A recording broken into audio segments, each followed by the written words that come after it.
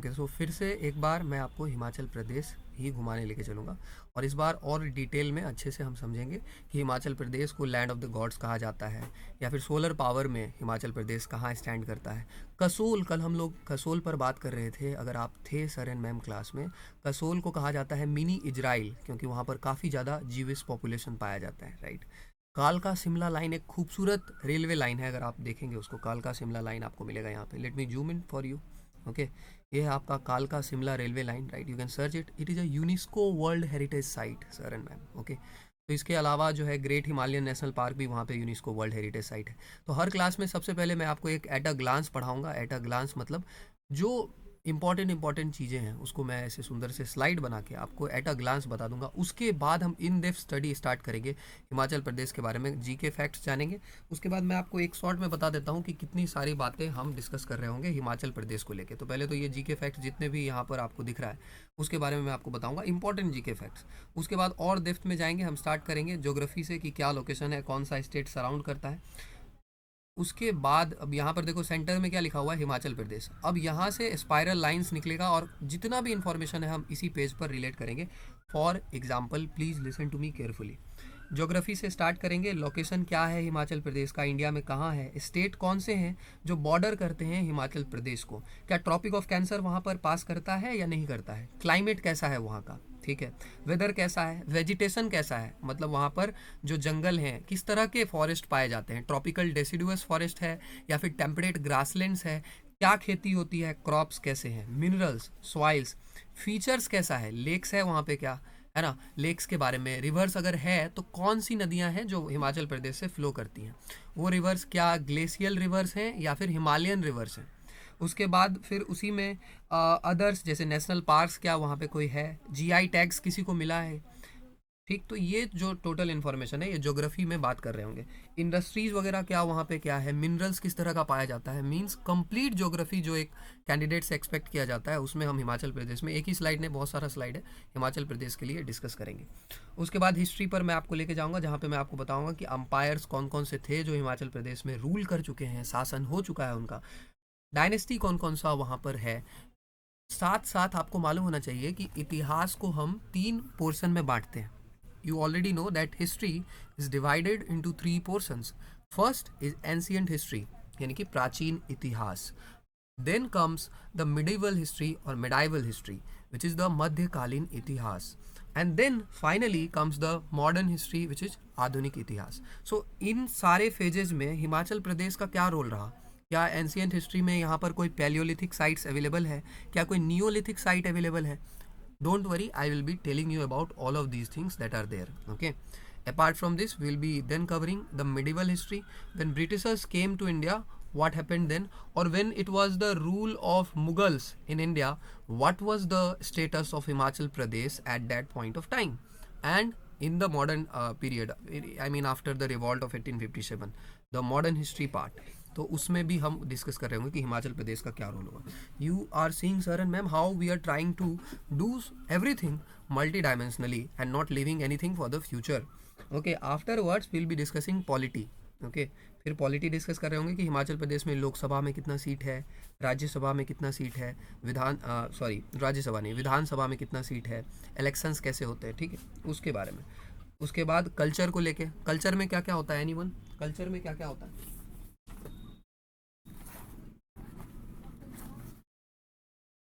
बताओ जल्दी, कल्चर में क्या क्या चीज़ें आती हैं, इंक्लूडेड होती है।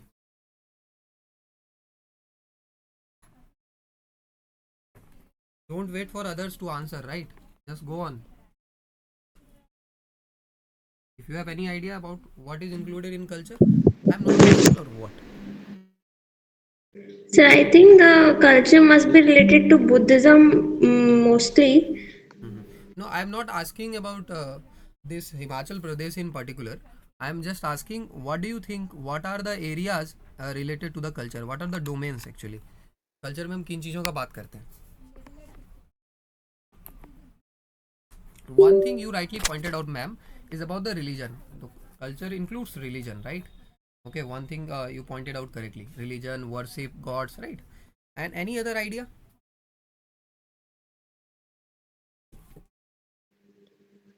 Okay, let me give you a hint. Culture का जो मतलब होता है वो अगर आप गूगल पे सर्च करेंगे तो उसको बोलते हैं संस्कृति। अब संस्कृति बहुत सारी चीज़ों से बन के मिलता है, मिल के बनता है, राइट। कैसे? जैसे कि आपका पहनावा क्या है, राइट, क्लोथिंग, किस तरह का क्लोथिंग है। तो हिमाचल प्रदेश में ऑब्वियसली जो प्लेन्स में लोगों का क्लोथिंग होगा और जो हिमाचल में होगा उसमें तो डिफरेंस आएगा ना। जो मिडिल ईस्ट में, सऊदी अरेबिया में लोग पहनेंगे, जो पहनेंगे उसमें, और जो कोई है ना, जो इंडिया में कोई लोग जो कपड़े पहनेंगे उसमें भी डिफरेंस आएगा, राइट। अटायर यानी कि ज्योग्राफी का कहीं ना कहीं कल्चर पे भी इफेक्ट पड़ता है। आपको पता है, देखो, कोई गर्म इलाके में रहता है जैसे सऊदी अरेबिया में, तो आपको पता है वो लोग वहाँ पे बुर्का क्यों पहनना वहाँ पे स्टार्ट हुआ होगा, क्या लॉजिकल रीजन क्या हो सकता है। अब कोई गर्म इलाके में रहता है, इतना धूप पड़ेगा वहाँ पे, तो क्या करना होगा, हमें धूप से बचने के लिए पूरे शरीर को ढक के रखना होगा। तो एक वो भी रीजन हो सकता है जहाँ से वो स्टार्ट हुआ हो, ज्योग्राफी का। उसके बाद जो है, पोलर जगहों पर जो जानवर होते हैं उनका स्किन देखते हो, जैसे पोलर बेयर जो होता है, जो आइस कैप पोलर रीजन में रहता है, तो उनका स्किन देखो, और जो हमारे आसपास ये जो कुत्ते रहते हैं इनका देखो, ठीक है। तो सब में यानी कि कहीं ना कहीं ज्योग्राफी का असर पड़ता है हमारे पहनावे पे, क्लोथिंग पे। और किस पे पड़ता है बताओ? और अब सोचो यहाँ से, I am trying to help you to think multi dimensionally. और बताओ कल्चर में क्या क्या आ सकता है? So different type of dances and foods. Yes, very good ma'am, very good. Dances, foods, music, right. वहाँ से कौन सा घराना है ना। क्या कहते हैं कि जैसे हमारे पास बहुत सारा घराना है, कथकली है, उसके बाद फिर यहाँ पे कथक है, उसके बाद हमारा मुगल पेंटिंग्स है ना। तो कल्चर में ये सारे चीज़ें जो है इंक्लूड होता है, तो कल्चर उसके बारे में हो गया। ठीक है, तो कल्चर के बारे में बात करेंगे कि आखिर वहाँ पे कौन से फेस्टिवल्स मनाए जाते हैं हिमाचल प्रदेश में, क्या डांस फॉर्म्स हैं हिमाचल प्रदेश में, ठीक है। उसके बाद कौन से आर्टिस्ट हैं वहाँ के, सिंगिंग क्या है, फेस्टिवल क्या है, यही सब चीज़, फोक ट्राइब्स, ये सब tribal culture, all of these things. Okay, फिर इकोनॉमी पे बात करेंगे। इकोनॉमी यानी कि जीडीपी उनका कैसा है ना, वहाँ पे क्या इंडस्ट्री वगैरह है, राइट। इस सब के बारे में बात करेंगे, कैसे इकोनॉमी चलता है। फिर टूरिज्म का सेक्टर वहाँ पे कैसा है। आई थिंक हिमाचल प्रदेश में अगर आप थोड़ा भी सर्च करेंगे तो आपको क्या लगता है हिमाचल प्रदेश में सबसे इंपॉर्टेंट सेक्टर क्या होगा? इतना खूबसूरत सा अगर स्टेट है तो सबसे इंपॉर्टेंट सेक्टर क्या होगा आपके हिसाब से? Tourism, sir. Yes, tourism will be a very important sector. तो उसमें देखेंगे कि उसका कितना कंट्रीब्यूशन है जीडीपी में। तो जीडीपी क्या होता है उस पर भी आगे हम, when I will be discussing together, will be discussing about GDP in general, right. Okay, then we'll come to society means we'll be discussing about what is the caste structure there, what is SC ST tribes, basic in society, how is the society there, okay, समाज किस तरह का है, समाज में कौन से tribes हैं, किस रिलीजन का फॉलो करते हैं, राइट, ये सब। उसके बाद एप्स, उसके बाद मैं आपको इन जनरल उस स्टेट के बारे में बताऊंगा कि उस स्टेट का नेशनल वर्ड क्या है, राइट, नेशनल, अगर वहाँ पे और भी चीज़ें देखें, जो भी चीज़, नेशनल ट्री क्या है, तो इस सारे चीज़ों के बारे में बात करेंगे। नेशनल एनिमल क्या है, रामसर साइट्स, आपको शायद पता हो रामसर साइट्स क्या होता है, नहीं पता है तो आपको पता लग जाएगा। उन सारी चीज़ों पर भी हम बात करेंगे इसी वीडियो में। उसके बाद इन जनरल ऐप्स, कोई देखो होता है ना स्टेट वगैरह कोई ना कोई मिशन या स्कीम लॉन्च कर देता है। जैसे मैं आपसे पूछूं कि बताओ, जैसे इफ़ आई आस्क यू कि अ,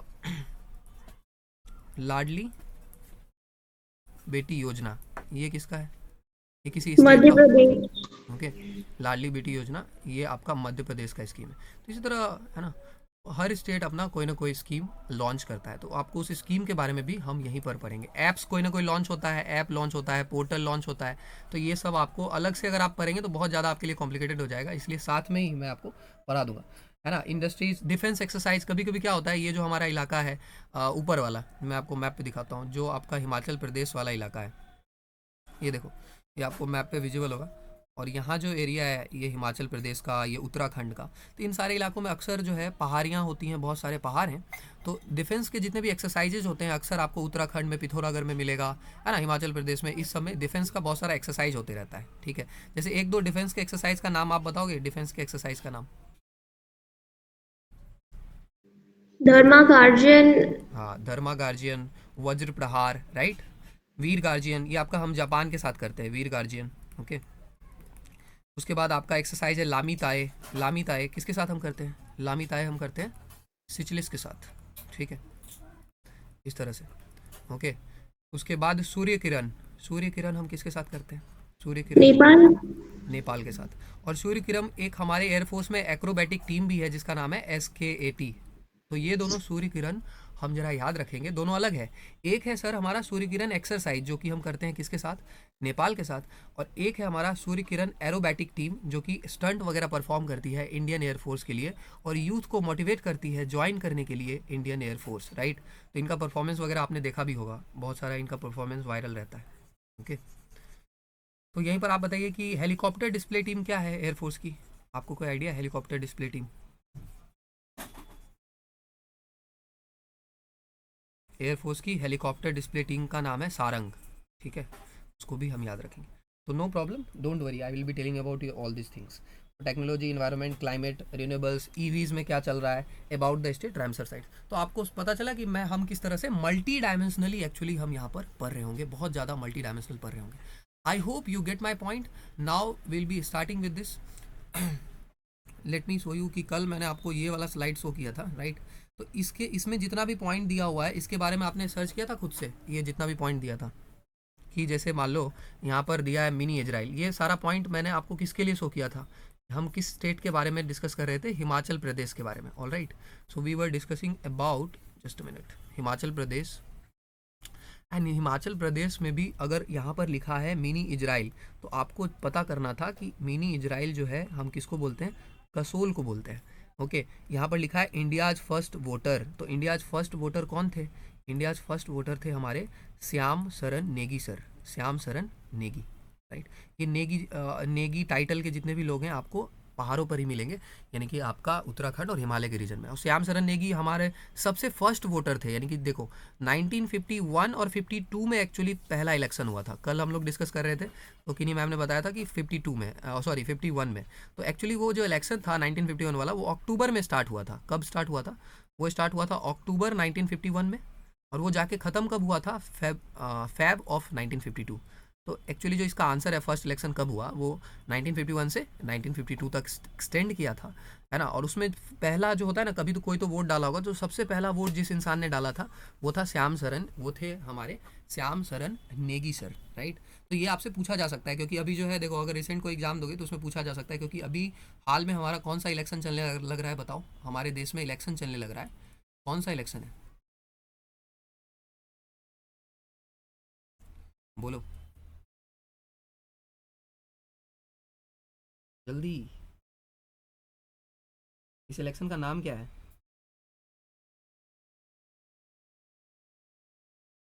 ये लोकसभा इलेक्शन चल रहे।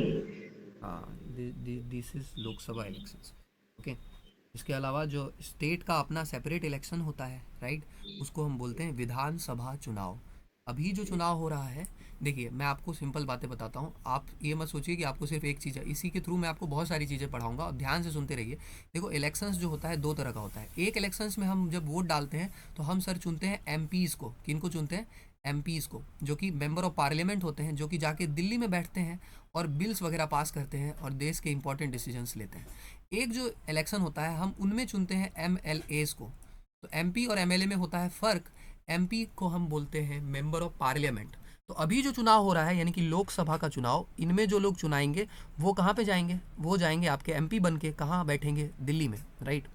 और जब विधानसभा का चुनाव होगा, जब विधानसभा यानी कि आपके स्टेट का चुनाव होगा, उस समय जब आप वोट देंगे तब आप किसको सेलेक्ट करेंगे, एमएलए को, और वो जाके कहाँ पर पार्टिसिपेट करेंगे, स्टेट के लेजिस्लेटिव असेंबली में, यानी कि एसएलए में, राइट। जिस तरह से सेंटर के लेवल पर दो हाउसेज होता है, राइट, एक होता है आपका राज्यसभा और एक होता है आपका लोकसभा। राज्यसभा और लोकसभा में राज्यसभा को हम बोलते हैं अपर हाउस, राज्यसभा को हम बोलते हैं अपर हाउस, और लोकसभा को हम बोलते हैं लोअर हाउस।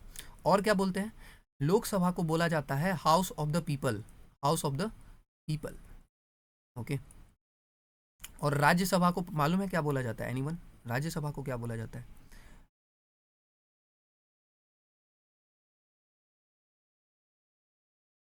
बोलिए,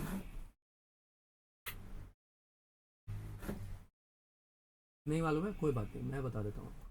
राज्यसभा को हम बोलते हैं council of the states, Rajya Sabha को हम क्या बोलते हैं, we call it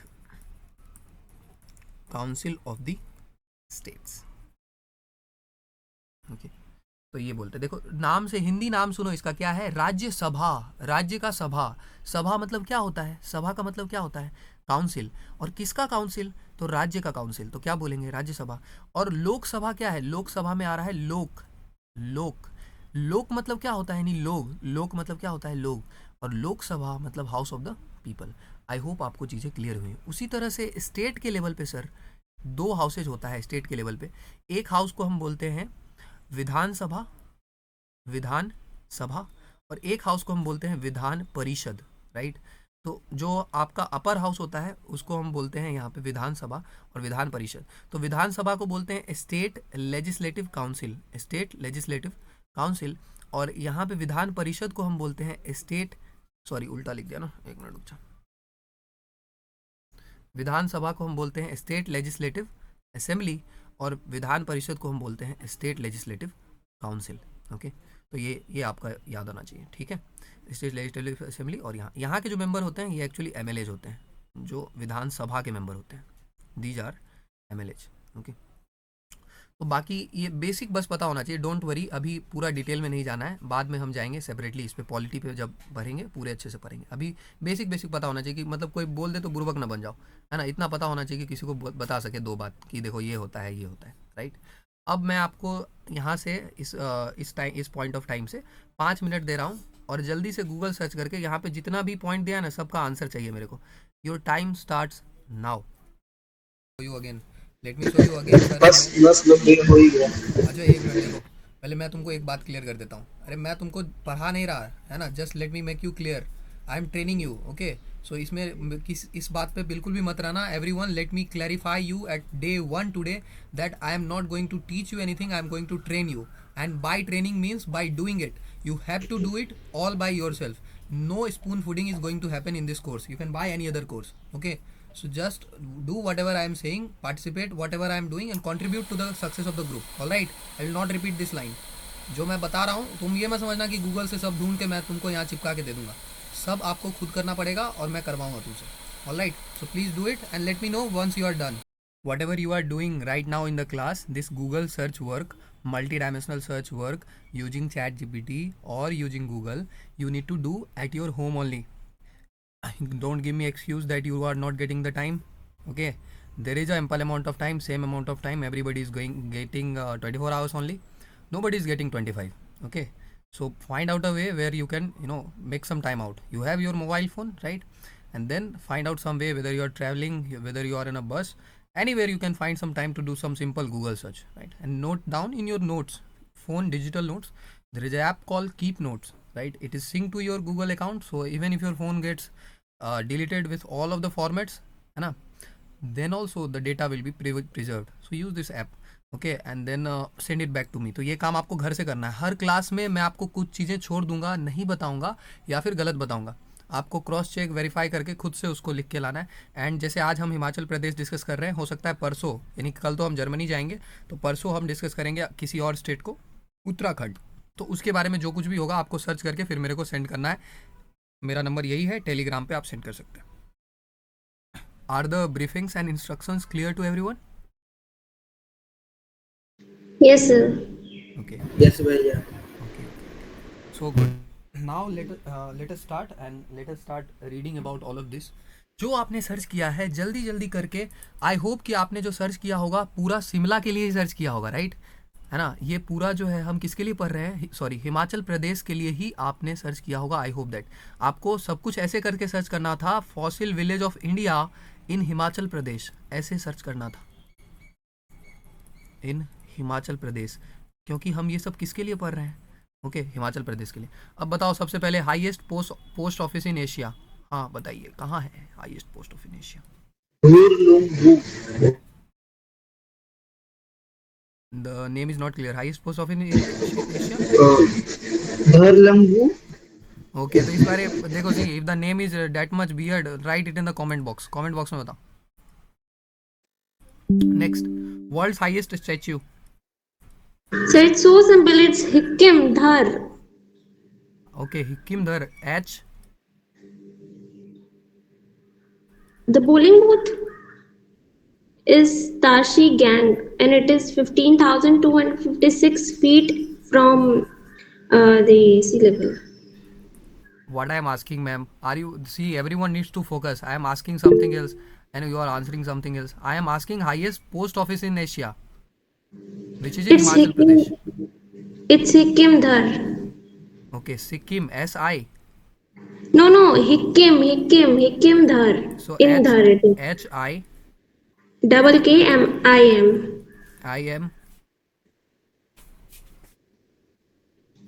DHAR. Yes. तो हिकिमधर, तो याद रखेंगे हम कि हिकिमधर जो है हमारा ओके, वो है हमारा sir and ma'am highest post office हमारा एशिया में, राइट। सो मैं आपको लेके चलता हूँ जल्दी से कहाँ पे, हिकिमधर, जो कि है highest post office in Asia. Hikkimdhar which is the highest post office in Asia. Okay, so see, आपको यहाँ पे मिलेगा हिकिमधर पोस्ट ऑफिस, तो कुछ इस तरह से ये इमेजेस है, राइट। सो ये इस तरह से आप देख लीजिए, this is the post office, world's का हाईएस्ट पोस्ट ऑफिस है, राइट। तो आपको यहाँ पे पता होना चाहिए कि ये जो वर्ल्ड का हाईएस्ट पोस्ट ऑफिस है ये आखिर कितने एल्टीट्यूड पे बना है, ये बताओ, ये कितने एल्टीट्यूड पे बना है।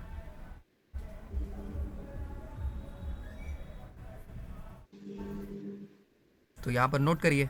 सो इट इज़ एट, वर्ल्ड का हाईएस्ट पोस्ट ऑफिस जो है आपका हिकिमधर, सिक्किम में, ये आपका है 4440 मीटर पे, यानी कि फीट में बात करें तो 14,567 फीट पर है, right. World highest post office जो कि लोकेटेड कहाँ है, ये लोकेटेड कहाँ है, लाहौल स्पीति में, राइट।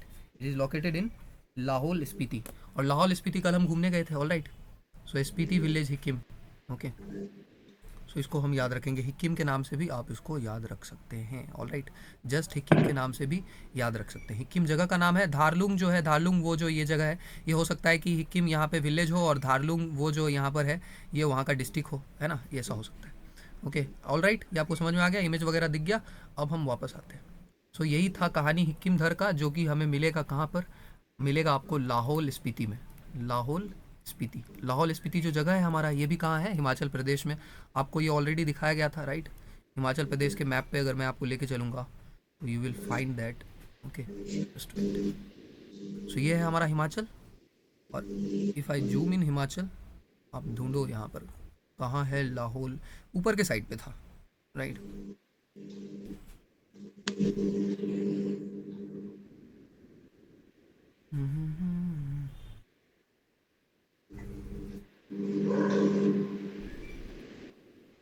ये आपका बारालाचा ला पास है, ठीक है। ये देखो बारालाचा ला पास किसको किसको कनेक्ट करता है, यहाँ पे आपको हिमाचल प्रदेश में ही ये आपको मिलेगा पास जिसका नाम है बारालाचा ला। तो एक और बात ऐड कर लेना, जब हम ये पढ़ रहे होंगे ज्योग्राफी वगैरह, तो हम उसमें किसके बारे में पढ़ेंगे, पासेज के बारे में भी पढ़ेंगे, right.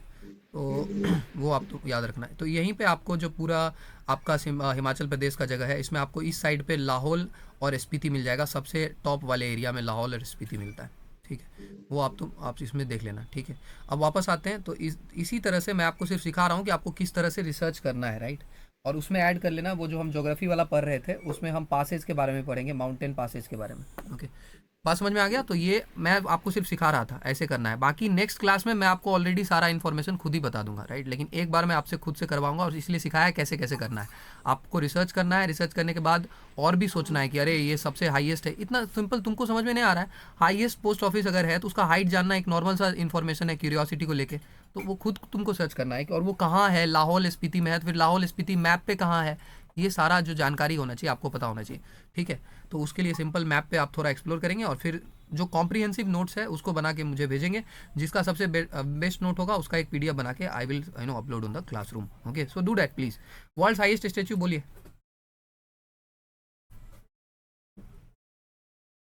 So it's showing Statue of Unity in Gujarat, but I searched again and then it is Jakhu Hills में जो हनुमान भगवान की मूर्ति है उसको दिखा रहा है। हाँ, जाखू हिल्स ना, जेड।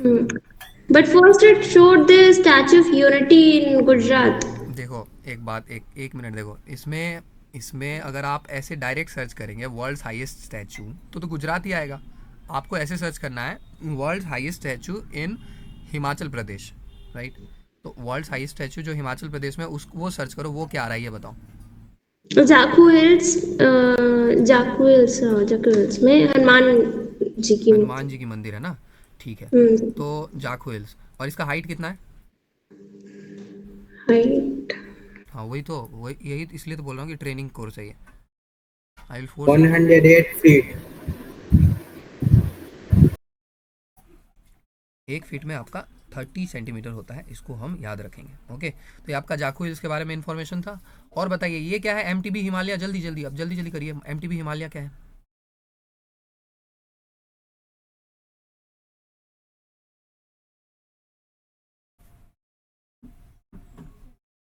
कोई तो बताओ।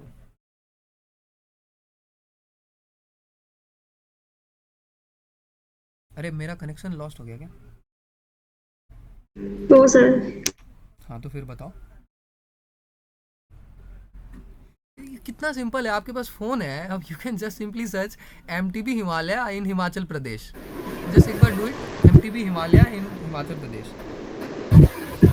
भैया इसमें बाइक रेसिंग दिया हुआ, हीरो हाँ, MTB Himalaya annual mountain yes bike race. Yes, very good. M Himalaya जो है एक बाइक रेस का नाम है सर, एक बाइक रेस का नाम है, right. It is a bike race which is annual mountain bike race held in the mountainous state of Himachal Pradesh India, started in 2005। 2005 से ही ये बाइक रेस कंडक्ट हो रहा है, जिसका नाम है, जिसको कौन सा कंपनी कंडक्ट करवाता है बताओ? इसको कौन सा कंपनी कंडक्ट करवाता है, ये आपसे पूछेगा। तो इसको करवाती है कौन सी कंपनी कंडक्ट? हीरो कंपनी जो है इस बाइक रेस को कंडक्ट करवाती है, राइट। इसके बारे में आपको पता होना चाहिए। ओके, तो याद रखेंगे एम हिमालय एक बाइक रेस का नाम है। ओके, बाइक मतलब ये आपका बेसिकली वो होता है, साइकिल होता है, वो गियर वाला आपका साइकिल होता है। ओके, आप इसका इमेज, ठीक है। तो आपको समझ में आ रहा है आपको क्या करना है? जो भी पॉइंट आपको दिया जाएगा यहाँ पर हर क्लास में, उसको आपको सर्च करना है, लेकिन नॉर्मल सर्च नहीं करना है, खतरनाक लेवल पे सर्च करना है, यानी कि मल्टी डायमेंशनली सर्च करना है। मल्टी डायमेंशनली समझ में आता है? मल्टी डायमेंशनल जब मैं बोलता हूँ तो उसका क्या मतलब है मल्टी डायमेंशनल सर्च का? मल्टी डायमेंशनल सर्च का मतलब होता है बीइंग क्यूरियस। सिंपल, कि अगर हम, हमारे पास हाईएस्ट पोस्ट ऑफिस है तो आपको दिमाग में क्लिक करना चाहिए कि हाईएस्ट अगर पोस्ट ऑफिस है तो कितना हाइट है, कहाँ पर है, क्या डिस्ट्रिक्ट है, आसपास कोई जगह है क्या फेमस। ओके, तो ये सब तो मैं आपको जरा एक बार पहले बता देता हूँ मल्टी डायमेंशनली कैसे सोचते हैं, वरना आपका पढ़ने का फिर कोई फायदा नहीं होगा। किसी भी पॉइंट को ले लो, कोई भी एक टॉपिक ले लो, उसको मल्टी डायमेंशनली सोचने का मतलब होता है उस प्लेस का क्या पता होना चाहिए आपको, उसके ज्योग्राफी के बारे में सोचो, है ना। जैसे कि आपका यही हम ले लें, वर्ल्ड्स हाईएस्ट पोस्ट ऑफिस जो आपने अभी बताया, तो उस प्लेस का कोई ना कोई लोकेशन होगा, ज्योग्राफी होगा, उसका कोई ना कोई हिस्ट्री होगा, है ना, प्रेजेंट स्टेटस होगा, है ना, उसके आसपास का फीचर के बारे में सोचो, वो किस स्टेट का है, उसके लेक्स के बारे में, माउंटेन्स के बारे में, नेशनल पार्क्स, वाइल्ड लाइफ। ये सारा तरीका है मल्टी डायमेंशनली सोचने का। ओके, नैरो मत सोचो और सोचो क्या क्या हो सकता है। और एक जनरल सा तरीका है मल्टी डायमेंशनली सोचने का, वो है आपका क्यूरियोसिटी। आप जब बच्चे थे सर एंड मैम, तब आप थे बहुत ज़्यादा क्यूरियस, अब आपने क्यूरियोसिटी को पता नहीं कहाँ भेज दिया है। अब उस क्यूरियोसिटी को फिर से जगाइए और नॉर्मल नॉर्मल जो सवाल आप पूछते थे फिर से पूछिए, and you will get very better at it. Okay, तो क्यूरियस क्वेश्चंस पूछना है मल्टी डायमेंशनली, कि अच्छा ऐसा है तो फिर ऐसा होगा, है ना। अगर ये सेकंड, जैसे कल हम शिमला गए थे घूमने, है ना, तो शिमला में कौन सा चर्च था याद है? शिमला में जो चर्च हम गए थे वो था हमारा, याद करो, सेंट क्राइस्ट चर्च। ये कौन सा चर्च था हमारा? Saint Christ church. और ये नॉर्थ इंडिया का कितना, कौन से नंबर का ओल्डेस्ट चर्च था? Second. Second, second. Second oldest church था। तो फर्स्ट कौन सा था? Saint John's. Saint John's. Saint John's Meerut. हाँ, और मेरठ में ये आपका सेंट जॉन्स, नॉर्थ इंडिया का फर्स्ट ओल्डेस्ट चर्च था ये। तो ये सारा चीज़, ठीक है। तो आपको पढ़ना कैसे है ये आपको बता दिया हुआ है, राइट। अगले 4 महीने हम ऐसे ही पढ़ रहे होंगे, रोज़ दिन मेहनत के साथ, राइट। और रोज़ दिन आपके कंट्रीब्यूशन के साथ ही ये ग्रुप आगे बढ़ेगा, राइट। अगर मेरे को तुमको सब बताना होता तो फिर मैं इसका फ़ीस तो है बढ़ा के आपको रखता, इसका 5,000 फीस सब मेरे को ही करना रहता। इसका फ़ीस इसलिए कम है क्योंकि ये बैच नहीं है, ये आपका ट्रेनिंग कोर्स है, जिसमें एक टीम कंट्रीब्यूशन से इस बैच को एक खतरनाक लेवल पे ले जाने का कोशिश है ना। एक अकेला आदमी ज़्यादा चीज़ें नहीं कर सकता है, लेकिन एक ग्रुप जो है बहुत ज़्यादा चीज़ें कर सकता है, राइट। इफ़ अगर आप सिर्फ मेरे पे छोड़ोगे तो क्या होगा? मैं I am also taking bison, sorry Dhruv, right, उसका भी कंटेंट है, फिर इसका भी कंटेंट है, लेकिन अगर आप साथ में मिलकर करोगे, सोचो कितना सारा नॉलेज आप इसमें ऐड कर पाओगे। और मेरे पे वो छोड़ दो, मैं आपका जो रिवीजन है DAQ FST वो आपका करा दूंगा। आप पे डिपेंड करता है कि आप इसको किस लेवल पे लेके जाते हो, ठीक है। I hope you get my point. Okay, इसके अलावा जितना भी पॉइंट है ना, अब मैं आपसे पूछ नहीं रहा क्योंकि ऑलरेडी टाइम हो चुका है ना, ये सब आप देख लेना, राइट। और इसका जो लिस्ट बना के फिर मेरे को भेजना इस क्लास के बाद, है ना, हर रात 10 बजे 11 बजे के आसपास जब आपका प्रिपेयर हो जाए, है ना, हिमाचल के बारे में जब भी प्रिपेयर हो जाए तो मेरे को भेज दिया करना कि ये है। बाकी लैंड ऑफ गॉड्स, ये smoke free state, world heritage site जो है आपको मैं अब दिखा देता हूँ, और natural ice skating ring. Ice skating आपका एक स्पोर्ट्स होता है, राइट। आइस स्केटिंग के अलावा, है ना, आइस स्केटिंग के अलावा बहुत सारा स्पोर्ट होता है, जैसे बास्केटबॉल, राइट, वॉलीबॉल। आपसे एग्जाम में पूछेगा कि ड्रिबल एक टर्म है, ड्रिबल एक टर्म है, वो किस स्पोर्ट से रिलेटेड है, राइट, बताओ। लालित्या आप छोड़ के, आपको छोड़ के और बाकी लोग बताओ। ड्रिबल एक टर्म है सर, ये किस स्पोर्ट से रिलेटेड है?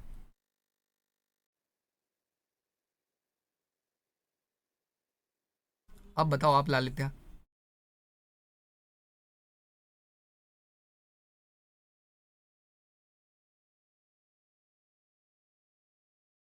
Is she there or is she not in the meeting? Okay, she left ना, no problem। एक मिनट रुक जाओ। यस, यू पीपल, ड्रिबल बताओ। ड्रिबल आपका है बास्केटबॉल में, किसमें? बास्केटबॉल में, ठीक है। हिट विकेट, ये तो पता ही होगा, बहुत आसान है। Hit wicket, Is it cricket? हाँ बिल्कुल क्रिकेट, है ना, हिट विकेट आपका क्रिकेट में है ना। स्क्वायर, कवर, लेग, स्लिप, ये सारा टर्म जो है, mid on, mid of, mid on, mid of, third man, third man, ये सब आपका किससे रिलेटेड है? क्रिकेट से रिलेटेड है। तो स्पोर्ट्स वाला सेक्शन भी, अच्छा हाँ, उसमें और ऐड कर दो मेरे को, जैसे जैसे याद आते चल रहा है मल्टी डायमेंशनली, मैं आपको आपके लेवल को और आगे लेके जा रहा हूँ। वो जो स्टेट के बारे में हम पढ़ रहे थे ना, उसमें एक स्पोर्ट्स वाला कोटा भी ऐड कर दो, राइट। मैं आपको ये फोटो भेज दूंगा जो मेरे पास है, कैसे मल्टी डायमेंशन मैंने क्या क्या लिस्ट बनाया है, उससे ऐड कर देना। क्लासरूम वो मिल जाएगा क्लासरूम पे। तो उस स्टेट से कौन सा खिलाड़ी है जो स्पोर्ट्स में जा रहा है, तो उस स्टेट में जो भी स्पोर्ट्स खेला जाता है उसका टर्म हम पढ़ेंगे। जैसे मान लो हिमाचल प्रदेश से कोई हमारे सर और मैम हैं जो कि खेलते हैं एयर पिस्टल खेलते हैं, राइट, ओलंपिक्स में। तो एयर पिस्टल का क्या क्या टर्म होता है ना। कोई बास्केटबॉल खेलता है तो उसका अभी क्या हो रहा है, बहुत डेप्थ में पूछा जा रहा है। जैसे आपको टर्म दे देगा, बोलेगा किस स्पोर्ट से है। एफकेट में ऐसा क्वेश्चन बहुत आता है। फिर एनडीए में आपको ये और डिटेल में जाएगा, डिटेल में जाके पूछेगा बताओ पिच से पिच का दूरी कितना होता है, मतलब क्रिकेट पिच का लेंथ कितना होता है। तो क्रिकेट पिच का लेंथ आपको पता होना चाहिए, ठीक है, कि 22 यार्ड्स होता है। मीटर में कितना होता है, 20.12 मीटर्स होता है। तो इस तरह से, तो बस आप अगर मल्टी डायमेंशनली पढ़ेंगे तो मज़ा भी आएगा आपका, और आपका एग्जामिनर से 1 to 1 कॉम्पिटिशन रहेगा, है ना, कि जितना वो सोच पा रहा है आप भी उतना ही सोच पा रहे हैं। तो इस तरह से हम ट्रेन कर रहे होंगे खुद को। नाउ लेट अस स्टार्ट, है ना। अब मेरे को आपसे ज़्यादा कुछ पूछना है, हिमाचल प्रदेश शिमला में आपको ऑलरेडी घुमा चुका हूँ। एक बार हम फिर से स्टार्ट करते हैं, राइट। हमारे पास अब 1 घंटा 15 मिनट के आसपास समय बचा है। Again welcome you to Bisons, जय हिंद। द नेम इज एसएसबी एक दास्तान and we are going to start again. This is हमारा प्यारा भारत। सबसे पहले हम स्टार्ट करेंगे, हम जाएंगे घूमने। आज जहां हम घूमेंगे उस जगह का नाम है हिमाचल प्रदेश, और हिमाचल प्रदेश आपको यहाँ पर मिलेगा, यानी कि नॉर्थ इंडिया में, राइट। नॉर्थ इंडिया में सबसे पहले आप हिमाचल प्रदेश जाएंगे तो हिमाचल प्रदेश का जो कैपिटल है वो है शिमला। और हिमाचल प्रदेश से आपको हम क्या सिखा रहे थे इससे पहले वाले क्लास में, क्या क्या किस पोर्शन पर हमारा बात हुआ है, वो कि हम घूमेंगे किस तरह से, हम घूमेंगे एंटी क्लॉकवाइज। आप जिस भी स्टेट में हैं, ladies and gentleman, sir and ma'am, please मेरे साथ कहाँ आइए, आंख बंद करके। हिमाचल प्रदेश बहुत खूबसूरत जगह है, Himachal Pradesh. I can guarantee you that thing. आप फोटो चेक कर सकते हैं, राइट। कालका रेलवे लाइन, जस्ट इमेज आप चेक करिए। आपको इसलिए भी पोस्टिंग लेना है, राइट। अगर आप आर्मी में जाते हैं तो आप सोचो कि आपका पोस्टिंग जो है इन सारे जगहों पर हो रहा होगा। तो आपसे अगर एसएसबी में पूछा जाता है कि आप क्यों जाना चाहते हैं कि आर्मी में, राइट, तो आप एक रीज़न ये भी बता सकते हैं। एक तो आप वो रीज़न तो आप सब बताएंगे कि सर देश सेवा ये वो, ठीक है, उस पर तो हम बात करेंगे, राइट। लेकिन आप एक वो रीज़न अच्छा बता सकते हैं कि sir I am not that kind of person who who is up to 9 to 5 job inside a cubicle, but I am someone who loves nature, being with nature, and that keeps my mind in a state where I can give my contribution to the fullest. Okay, so ये एक reason भी आप वहाँ बता सकते हैं। Okay, सो यहाँ पे देखो यूनेस्को हेरिटेज साइट है यहाँ पर आपका हिमाचल प्रदेश में ही। क्या क्या है, सबसे पहला ग्रेट हिमालयन नेशनल पार्क है आपका। ग्रेट हिमालयन नेशनल पार्क आपका एक यूनेस्को वर्ल्ड हेरिटेज साइट है, जो कि एक होम है variety of flora and fauna का। आपको मालूम होना चाहिए कि फ्लोरा क्या होता है। तो फ्लोरा जो होता है हम किसको बोलते हैं बताइए? फ्लोरा हम प्लांट्स को बोलते हैं। जितने भी हमारे प्लांट्स होते हैं उनको हम फ्लोरा बोलते हैं, और जितने भी हमारे एनिमल्स होते हैं उनको हम क्या बोलते हैं? फौना बोलते हैं। Okay, including many endangered species, many endangered species. अब आपका इंडेंजर्ड आ रहा है तो आपको मल्टी डायमेंशनली क्या सोचना है पता है किसी को? इंडेंजर्ड अगर आ रहा है तो आपको मल्टी डायमेंशनली ये सोचना है कि आखिर ये इंडेंजर्ड स्पीसीज क्या होता है, आखिर ये इंडेमिक स्पीसीज क्या होता है, आपको ये सब सोचना है ना। कोई एक पॉइंट अगर न्यूज़ में आए तो उसके आसपास अराउंड कितना सर्च है ये आपको करना है। इंडेमिक स्पीसीज क्या होता है, ये IUCN क्या होता है, international union for conservation of nature, ये क्या होता है, रेड लिस्ट क्या होता है, रेड लिस्ट, या फिर रेड डेटा बुक क्या होता है, रेड डेटा बुक क्या होता है, ये सारा चीज़। ओके, तो इसको भी आप उस पॉइंट पे ऐड करेंगे। अभी तो ग्रेट हिमालयन नेशनल पार्क के बारे में हम याद रखेंगे कि ये हमारा HP में ही है, राइट। और HP में भी कहाँ है, अब आपको ये सर्च करना है, राइट। अब देखो ग्रेट हिमालयन नेशनल पार्क में HP में हर जगह तो होगा नहीं, right. Great Himalayan national park actually HP में कहाँ है, लोकेशन बताओ, लोकेशन बताइए, तो सर्च करके बताइए great Himalayan national park location in HP।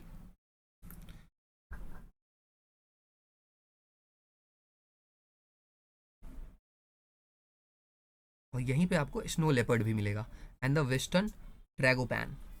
तो ये दोनों चीज़ें आपको यहीं पे मिलेगी, western tragopan.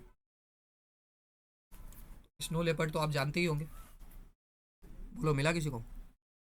Great Himalayan national park कहाँ है? तो बंजर कुल्लू में है। कुल्लू में है ना, Yes. Very good very good. So please add कि आपका जो ये है ये आपका कुल्लू। अगर आप कभी घूमने जाएं, राइट, कुल्लू मनाली, आप सिर्फ नॉर्मल जगहों पर घूमने जाएंगे तो आपको कुछ पता होता है। देखो एक नॉर्मल सिविलियन में और एक ऑफिसर में क्या फ़र्क होगा? ऑफिसर क्यूरियस होगा, राइट, उसको चीज़ें पता होंगी कि यहाँ पर हमें जाना है तो कहाँ घूमने जाना है। और नॉर्मल आदमी जाएगा तो क्या सिर्फ ट्रेन में जाएगा, इस होटल में रहेगा और फिर उसको पता ही नहीं रहेगा कि कहाँ घूमना है। लेकिन अगर आप इतना पढ़ के जाओगे तो आपको पता होगा कि अरे हिमाचल प्रदेश में तो यूनेस्को हेरिटेज साइट है, हम तो वहाँ घूमने जा सकते हैं, राइट। और वहाँ पे कुल्लू, और वहाँ वो कहाँ मिलेगा? तो कुल्लू में मिलेगा। तो बस पकड़ेंगे और कहाँ जाएंगे? कुल्लू। और घूम के आएंगे हम कहाँ? Great Himalayan national park. और वहाँ मिलेंगे किससे? बहुत सारे फ्लोरा और फैना से। और एक हम इंडेंजर्ड स्पीसीज से मिलेंगे जो कि है स्नो लेपर्ड, और एक स्पीसीज है जो कि है वेस्टर्न ट्रैगोपैन। आपको वेस्टर्न ट्रैगोपैन, अब जैसे स्नो लेपर्ड है तो आपको स्नो लेपर्ड का तो फोटो आता होगा, मैं आपको वेस्टर्न ट्रैगोपैन दिखा देता हूँ। वेस्टर्न ट्रैगोपैन क्या होगा? अब आपसे एग्जाम में पूछेगा कि बताओ वेस्टर्न ट्रैगोपैन क्या है ना। अब आपको नाम देख के कभी समझ में आता कि वेस्टर्न ट्रैगोपैन क्या है? आपको लगता पता नहीं क्या है ना। अब आपको इसीलिए इमेज सर्च करना होता है कि आपको वेस्टर्न ट्रैगोपैन पता चलेगा कि ये एक बर्ड है, right. Western tragopan is a bird. Okay, तो इस तरह से पढ़ा जाता है, इस तरह से मल्टी डायमेंशनली पढ़ा जाता है और मेहनत किया जाता है, ठीक है। तो इसके बारे में द वेस्टर्न ट्रैगोपैन और western horned tragopan is a medium size brightly plumed pheasant found along the range of Himalayas from northeastern district of Khyber Pakhtunkhwa province in northern Pakistan in the west to Uttarakhand within India to the east. The species is highly endangered and globally threatened. Okay, तो इसको भी हम याद रखेंगे। तो देखो आपको environment का भी पॉइंट मिल गया यहाँ पे कि ये जो वेस्टर्न ट्रैगोपैन है हमारा क्या है? एक बर्ड है। ओके, और ये जो बर्ड है हमारा ये हाईली इंडेंजर्ड है, और ये पाया जाता है किस एरिया में? आपका पूरा जो खैबर पख्तूनख्वा से लेके पूरा जो हिमालयन रीजन है, उत्तराखंड से लेके फिर आगे, वहाँ पे ये बेचारा बर्ड हमें पाया जाता है, ठीक है। तो इसको देखो, कहने के लिए सिर्फ ये एक बात था, राइट, लेकिन सोचने के लिए और अगर रिसर्च करने लग जाएं तो ये कितनी सारी बातें थी। ओके, अभी अभी मैं अगर अभी चाहूँगा तो अभी रुकूंगा नहीं, राइट, और मेरे पढ़ाने का वही तरीका रहने वाला है। अभी देखो इधर ये क्या लिखा है यहाँ पे, हर लाइन पे आपको क्वेश्चन है, यूनेस्को वर्ल्ड हेरिटेज साइट। तो अब आपको क्या सर्च करना है कि हमारे इंडिया में, हमारे देश, हमारे प्यारे भारत में कितने यूनेस्को हेरिटेज साइट है? I am giving you the question, how many UNESCO world heritage site, how many UNESCO world heritage site. तो इसको ये सब लिख लो क्वेश्चन, और यही इसका क्वेश्चन होगा। इसको आप एक कॉपी अलग से बना लो और रिसर्च करके उसके बाद मेरे नंबर पे भेज देना मेरे को। जिसका सबसे बेटर होगा, सबसे अच्छे से अरेंज्ड होगा, उसके लिए उसका हम फाइनल कंपाइलेशन नोट्स बनाएंगे, right. Okay, and you will be given the credits. India how में कितना ज़्यादा यूनेस्को हेरिटेज साइट है? UNESCO heritage site.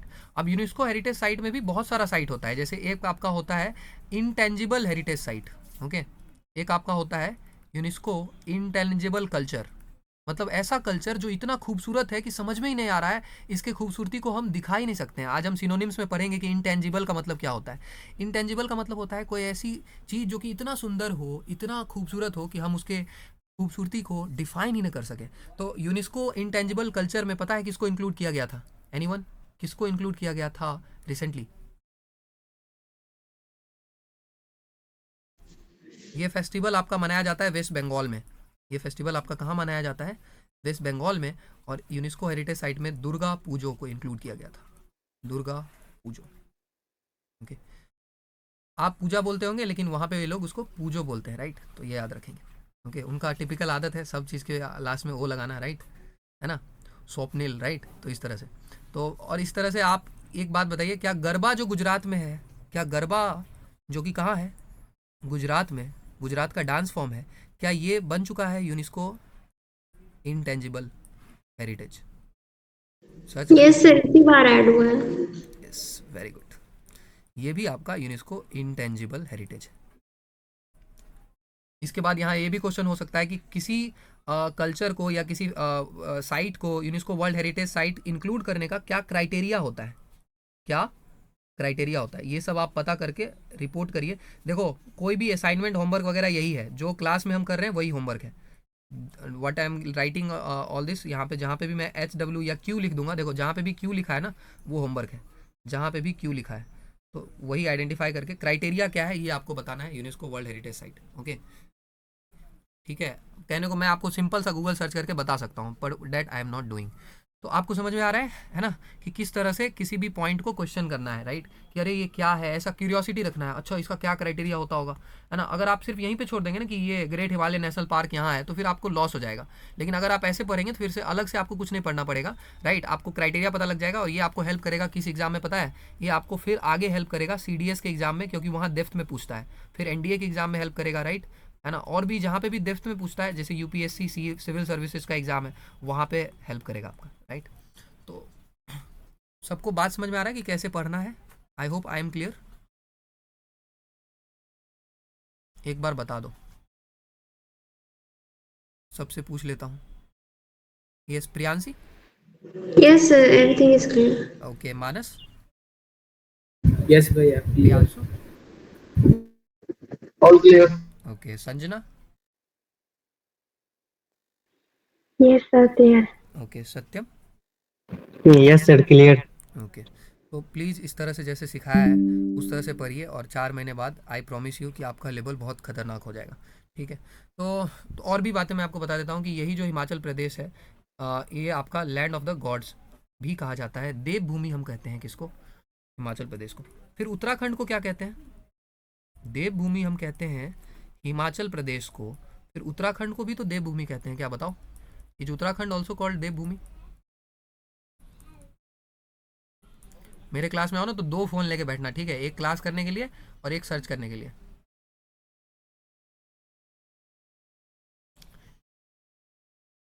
यस और नो? UK ऑल्सो कॉल्ड देवभूमि?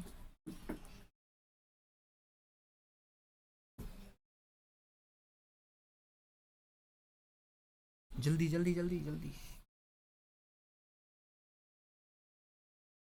Yes, भैया, UK को देवभूमि कहते हैं. Others, your thoughts? Yes sir, they like so many Shiv Bhagwans, Shivling are present, so it is also known as Devbhumi. Okay. Yes. Since it is home to several Hindu holy sites, Uttarakhand has been known as Devbhumi throughout ancient times, and the state is currently known as Devbhumi Uttarakhand in India. Devbhumi Uttarakhand is also part of the Himalayan area. ठीक है, तो UK को भी हम क्या बोलते हैं sir and ma'am? देवभूमि ही बोलते हैं, क्योंकि बहुत सारे शिव मंदिर और बहुत सारे रिलीजियस साइट हैं। तो देवभूमि उत्तराखंड को भी बोलते हैं और देवभूमि हिमाचल प्रदेश को भी बोलते हैं।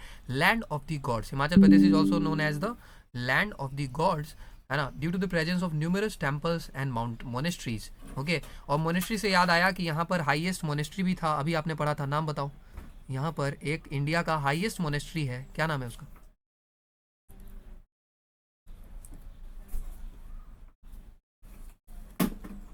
ये तो सर्च किया होगा।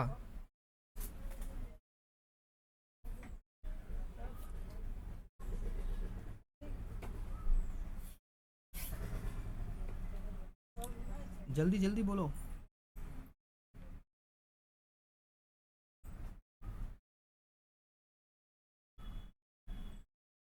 Revolsar, हाँ हाँ बोलो। Revolsar, Guru Ghantal Monastery, अरे भाई और यार भी सुना. अरे इतना अजीब सा नाम क्यों आ रहा है तुम्हारा, है ना? अरे यार सिंपल सा ये इंडिया, तवांग मोनेस्ट्री। इसका नाम है काय गोम्पा। तुम लोग यार, तुमको एक बार में समझ में नहीं आ रहा है मैं क्या बोल रहा हूँ? आपको ऐसे सर्च करना है, India highest monastery in Himachal Pradesh, ऐसे सर्च करिए। सॉरी भैया, मैंने कुछ और ही सर्च कर दिया। है ना? अरे भाई सर्च करना तो ये से जैसे बता रहा हूँ वैसे सर्च करो कि हिमाचल प्रदेश में जो मोनेस्ट्री है उसका, इंडियाज हाईएस्ट मोनेस्ट्री। सो इंडियाज हाईएस्ट मोनेस्ट्री काय गोम्पा, ठीक है? इसको हम क्या बोलते हैं? काय गोम्पा बोलते हैं सर, राइट? और इसको आप की गोम्पा भी बोल सकते हैं, या फिर काय गोम्पा बोलिए या की गोम्पा। तो की गोम्पा एक मोनेस्ट्री है आपका, मोनेस्ट्री जो कि जैसे हमारा वो होता है ना, मंदिर होता है ना, उसी तरह से बुद्धिस्ट लोगों में जो बुद्धिज्म को फॉलो करते हैं, उनका जो मंदिर होता है उनको हम क्या बोलते हैं? मोनेस्ट्री बोलते हैं। तो तिब्बतन बुद्धिस्ट मोनेस्ट्री है। और यहाँ पे कौन से लोग, कौन से बुद्धिस्ट लोग रहते हैं? यहाँ पे गेलगुपा सेक्ट रहता है। कौन से सेक्ट के लोग रहते हैं? गेलगुपा पंथ, राइट? ये याद रखेंगे कि गेलगुपा पंथ के लोग होते हैं। और ये कहाँ पे लोकेटेड है? ये आपका लोकेटेड है 4166 मीटर के हाइट पर। और ये भी आपको मिलेगा स्पीति वैली में। कहाँ मिलेगा? स्पीति। स्पीति जो वैली है अपना, वहीं पर आपको मिलेगा। स्पीति नदी, स्पीति एक्चुअली जो वैली है वो नदी के आसपास बसी हुई है, तो स्पीति नदी का नाम है। उसी के आसपास जो वैली है, घाटी है, उसी को हम क्या बोलते हैं? स्पीति वाली घाटी, राइट? तो ये देखो, आपको ये नहीं सर्च करना है कि आपको क्या कहते हैं कि हाईएस्ट मोनेस्ट्री आपका कहाँ है इंडिया में। आपको सर्च करना है हिमाचल प्रदेश। अगर हम हिमाचल प्रदेश पर हैं तो हिमाचल प्रदेश सर्च करेंगे, ओके? और वो बाद में जब मैं आपको वो सेपरेट लिस्ट दे दूंगा कि इंडिया का सबसे हाईएस्ट क्या है, टॉलेस्ट क्या है, वो एक क्लास हम सेपरेटली करेंगे जिसमें हम वो देख लेंगे, इंडियाज मोस्ट एक्सट्रीम्स। एक्सट्रीम मतलब हाईएस्ट, लार्जेस्ट, लॉन्गेस्ट, सब उसमें कर लेंगे, राइट? अभी सिर्फ हिमाचल प्रदेश पे। Everyone clear? भैया गर्ल्स क्लियर?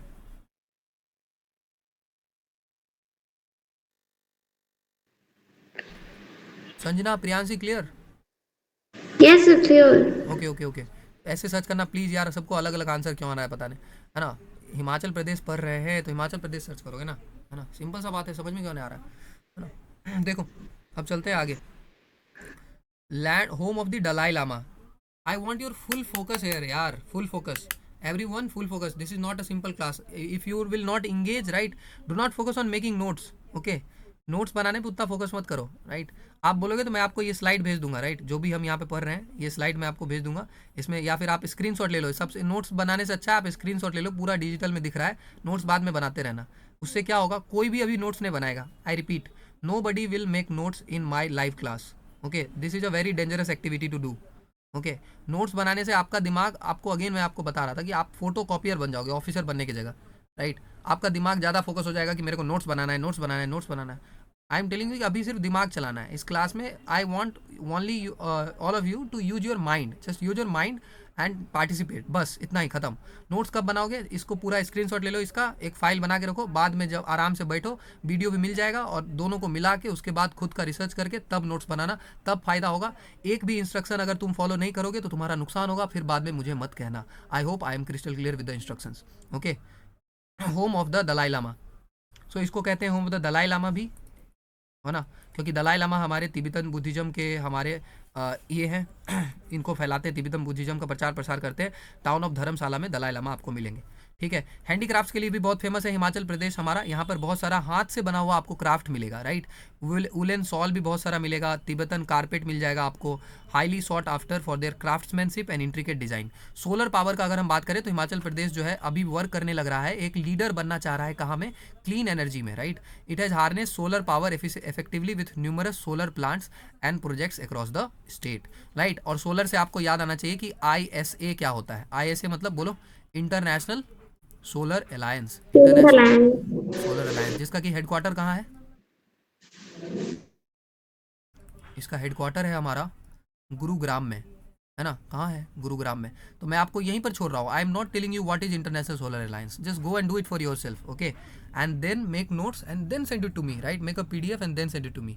वो एफर्ट्स दिखना चाहिए डेली, जब मैं आपको कहता हूँ कि AR1 टारगेट करो, so this is the efforts I am talking about, okay, daily AR1 जितना efforts, that is what I am talking about, ठीक है। तो सोलर पावर, फिर आप सोलर पावर में जितना भी सोच सकते हो कि इंडिया का क्या रैंकिंग है सोलर पावर में, इंडिया क्या कर रहा है सोलर पावर में अभी, है ना, क्या जीके फैक्ट्स, देखो नॉर्मल सर्च करने का तरीका बताता हूँ, ऐसे देखो, ऐसे सर्च करो GK facts about solar power, GK facts India solar power, खत्म, इतना सर्च करो, मल्टीपल इन्फॉर्मेशन आएगा, राइट। और उसमें से जो जो इंपॉर्टेंट लग रहा है उसको नोट डाउन कर लो, राइट। आपका कॉम्प्रिहेंसिव नोट्स बन जाएगा और उसी को मेरे को भेजो, है ना, उसको फिर मैं अपना स्लाइड में यहाँ पर ऐड करवा के, सब जितना भी कंट्रीब्यूशन तुम लोगों से आएगा उसमें से फिर मेरा रिसर्च सब कुछ ऐड करके फाइनल जो PDF बनेगा वो आपको क्लासरूम पे मिल जाएगा, राइट, और यूट्यूब पे भी मिल जाएगा। देखो अब बहुत सारा खूबसूरत लेक है हमारा, झील है, कहाँ पे, यहीं हिमाचल प्रदेश में। Himachal boast several beautiful lake such as Dal lake, Dal lake आपका यहाँ पर है, ठीक है। डल लेक तो यार वहाँ पे भी है ना, डल लेक, संजना,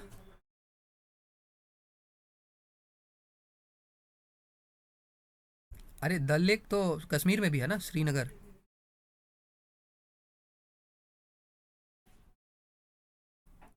बताओ। हाँ भैया। ओके ओके,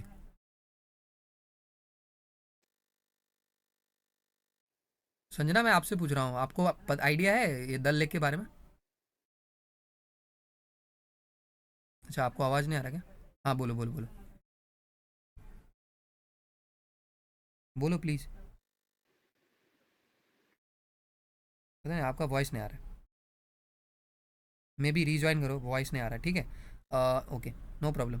सो डल लेक जो है आपका, डल लेक जो है आपका, एक तो आपका कश्मीर में भी आपको मिलेगा और यही डल लेक आपका यहाँ पे भी मिलेगा, डल लेक इन धर्मशाला, ओके। तो याद रखेंगे क्योंकि ये सब बहुत आसपास है ना, आपको मैप में पता ही होगा ऑलरेडी, ये सब जो रीजन है बहुत ज़्यादा आसपास है। देखो ये आपका,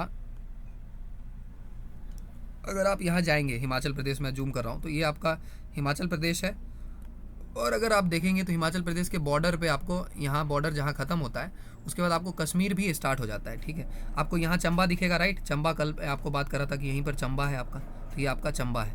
और यहाँ के उस साइड अगर आप जाएंगे तो ये देखो ये चंबा है, आपको चंबा लेके चलता हूँ, लेट अस गो चंबा। चंबा के बारे में क्या बताया था, मोहित चौहान का गाना है, राइट, मोहित चौहान सर का गाना है, चंबा कितनी दूर माई न मेरी है, राइट। तो यहीं पर आपको बहुत सारा मंदिर मिलेगा, देखो सुई माता मंदिर, श्री चामुंडा देवी मंदिर चंबा, ठीक है। तो ये आपका चंबा एरिया है, ओके।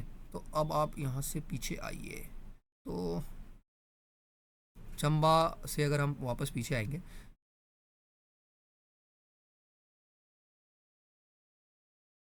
तो हिमाचल प्रदेश और उसके आसपास यहाँ पे जम्मू कश्मीर, तो धर्मशाला में आगे जाने से फिर वापस जम्मू कश्मीर भी आता है। तो डल लेक जो भी हमारा चलता होगा, है ना, ये दोनों ही राज्यों से पास करता ही तो होगा। इसके अलावा सूरज ताल, सूरज ताल आपको कहाँ पे मिलेगा बताइए, डल लेक भी यही है धर्मशाला में, सूरज ताल भी आपको कीलोंग में मिलेगा, सूरज ताल आपको कहाँ मिलेगा, कीलोंग में, राइट। फिर परासर लेक आपको मिलेगा, मंडी डिस्ट्रिक्ट है हिमाचल प्रदेश में, वहीं पर आपको मिलेगा परासर लेक, ओके।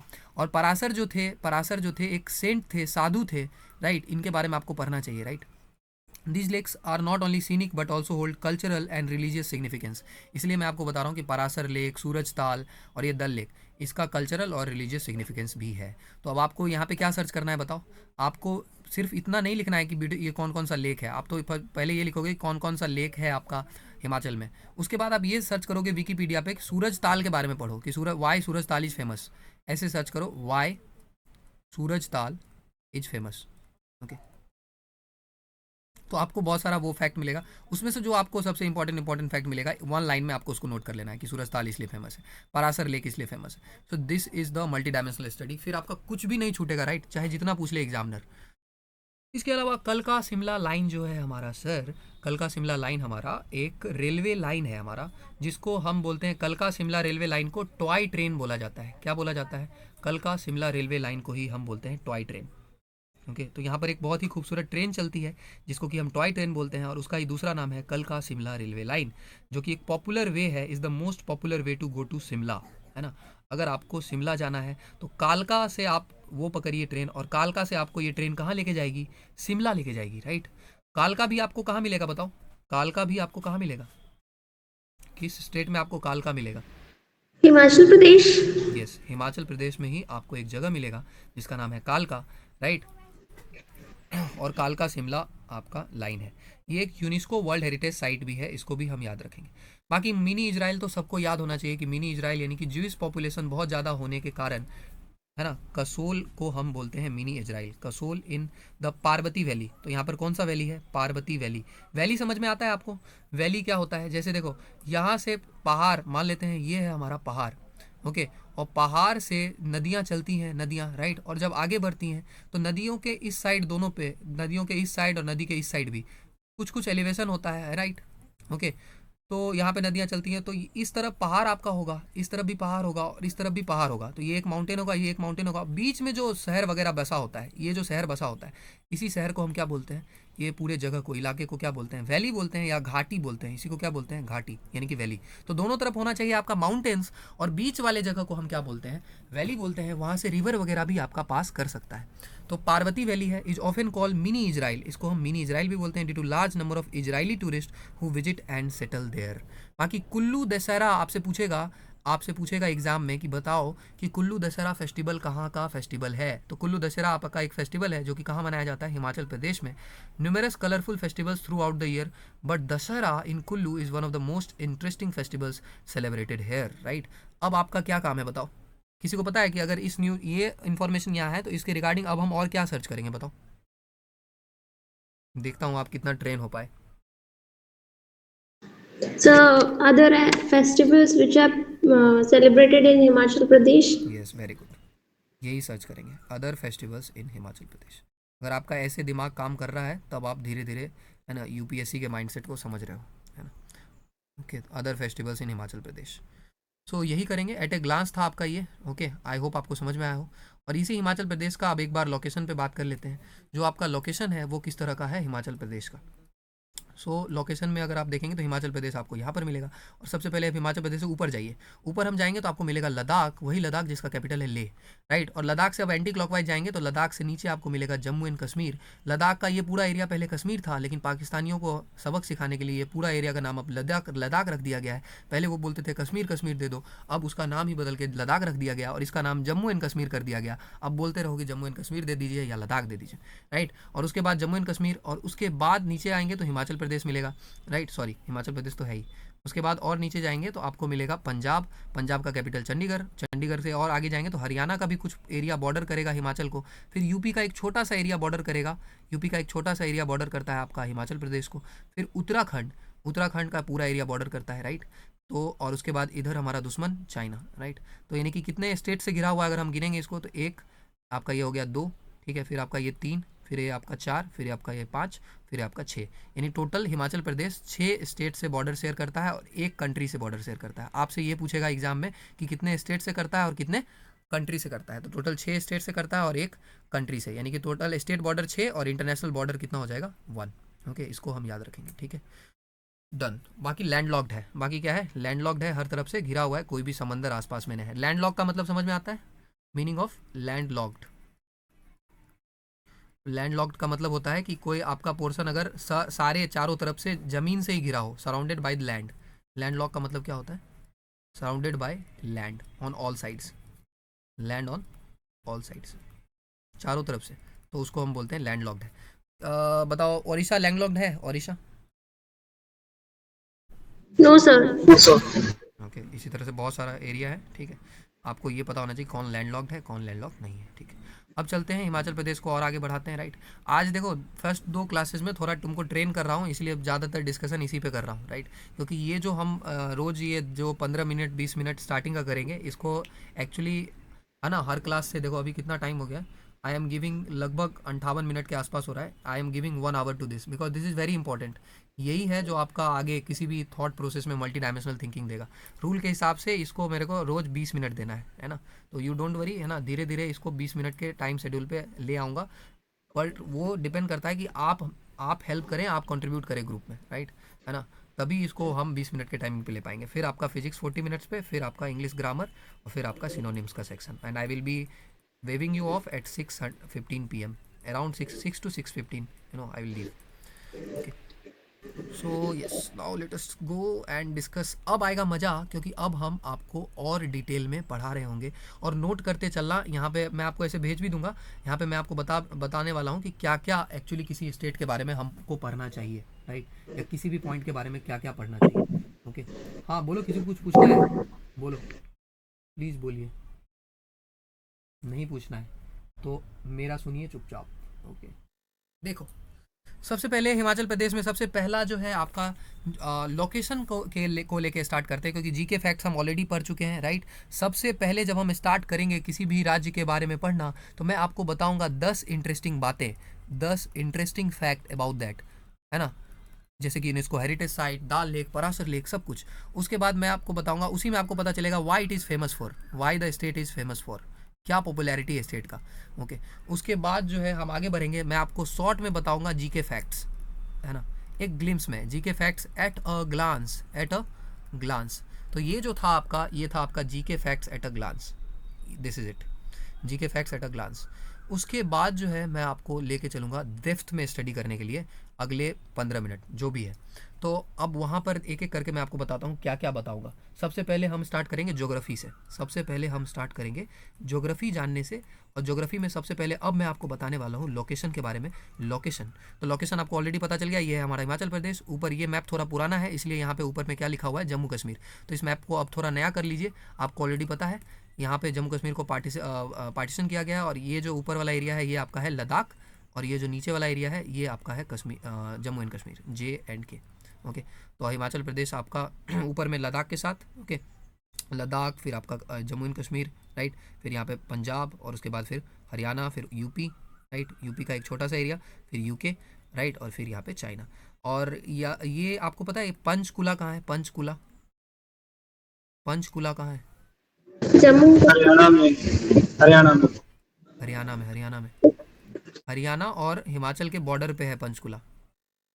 ओके, ज़्यादातर हरियाणा में ही है, पंचकुला हरियाणा में ही है ना, लेकिन बॉर्डर वहाँ से आप थोड़ा आगे जाओगे तो हिमाचल आ जाता है, राइट। तो ये सर्च करना, तो पंचकुला भी बहुत खूबसूरत जगह है घूमने के लिए। ये हो गया। अब चलो ये लोकेशन पढ़ा दिया, अब आगे चलते हैं। अब हम बात करेंगे, यही है पूरा हमारा स्लाइड जिस पे हम बात कर रहे होंगे। ओके, फ़ोटो वगैरह जो है वो मैंने आपको ऑलरेडी दिखा दिया। तो इस स्लाइड पे अब हम बात करते हैं किसके बारे में, हिमाचल प्रदेश के ज्योग्राफी के बारे में, sir and ma'am. Okay, let me tell you about the geography of Himachal Pradesh. Okay, आपको इसका वो तो पता ही है कि ये कहाँ पे लोकेटेड है, ये सब आपको पता है। तो फिजिकल कैरेक्टरीज में आपको बता देता हूँ। ये जो हिमाचल प्रदेश है इसमें आपका इंटायरली जो है, इंटायरली ये कैसा रीजन है, ये आपका हिली रीजन है, पहाड़ी इलाका है इंटायरली। आपको घर वगैरह भी, जो आप हिमाचल प्रदेश का कोई भी फोटो वगैरह सर्च करके देखो तो आपको घर वगैरह भी पहाड़ों पे, स्लोप्स पे, है ना, लोगों ने घर बना के रखा है। और हिमाचल प्रदेश को हम 3 रीजन्स में बांट सकते हैं। ये जो हमारा हिमाचल प्रदेश है इसको मेनली हम कितने रीजन्स में बांट सकते हैं, 3 रीजन्स में। लेट मी टेल यू कि वो 3 रीजन्स हमारा क्या क्या है हिमाचल प्रदेश में, है ना। एक आपका है शिवालिक वाला रीजन, हिमाचल प्रदेश में एक जो रीजन है उसको हम बोलते हैं शिवालिक। ओके, उसके बाद जो दूसरा रीजन है उसको हम बोलते हैं MH, उसको हम बोलते हैं MH। और जो तीसरा रीजन है उसको हम बोलते हैं GH। ओके, क्या है, किसी को मालूम है ये शिवालिक, MH, GH क्या है?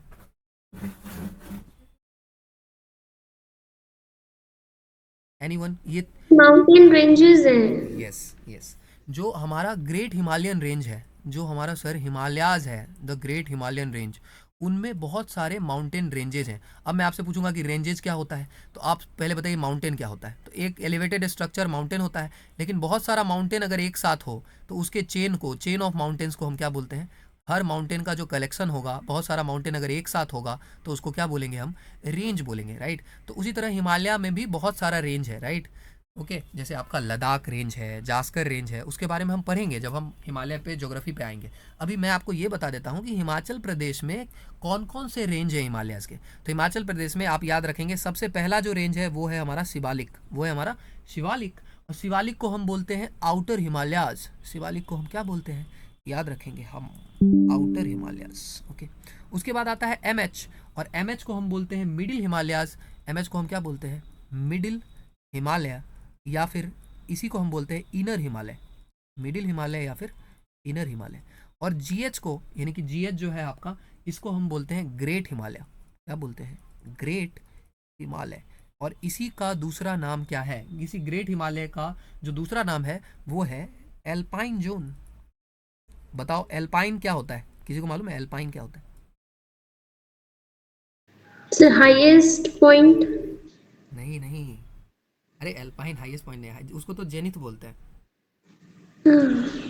हाँ जेनिथ को बोलते हैं हाई पॉइंट।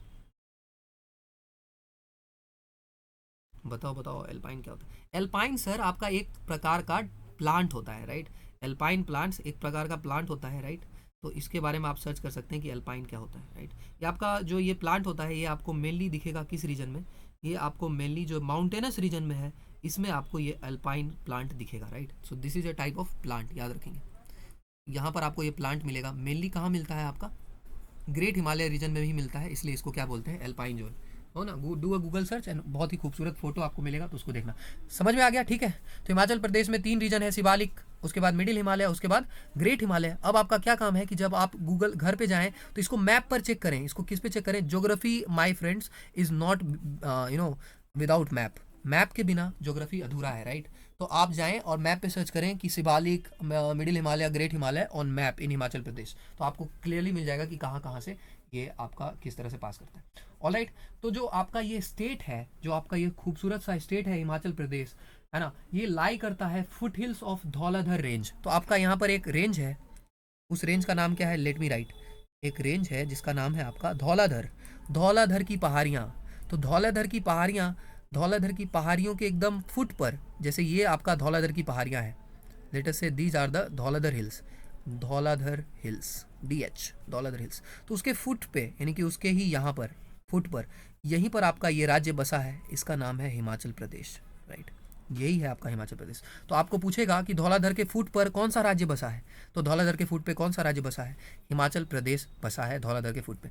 अब आपसे को ये पता करना है कि आखिर धौलाधर रेंज मैप पे कहाँ है, राइट? ये सब आपको करना है। धौलाधर रेंज मैप पे कहाँ है, और धौलाधर रेंज में और कहाँ कहाँ कौन कौन से इलाके फॉल करते हैं, राइट? ओके, और धौलाधर रेंज खुद किसका पार्ट है? ग्रेट हिमालयाज का है, मिडिल हिमालयाज का है, या फिर शिवालिक का है, राइट? आई होप आपको चीज़ें समझ में आई हों। अब आगे बात करते हैं इसी पर, राइट? ओके, अब हम बात कर लेते हैं जरा क्लाइमेट को लेके। क्लाइमेट, क्लाइमेट देखो 2 तरह की चीज़ें होती हैं, एक होता है हमारा वेदर और एक होता है हमारा क्लाइमेट। सो वेदर क्या होता है? वेदर होता है temporary condition of a place, है ना? जैसे कि हो सकता है कि आपके इलाके में अभी जो मौसम है वो ठंड का हो, राइट? या फिर बरसात का हो, ओके? या आपके इलाके में थोड़ा बहुत कभी कभी बारिश भी होता हो। लेकिन क्लाइमेट क्या होता है? क्लाइमेट होता है for a large period of time वहाँ पे ओवरऑल वेदर कैसा रहता है। जैसे कि अफ्रीका, तो अफ्रीका का क्लाइमेट क्या होगा?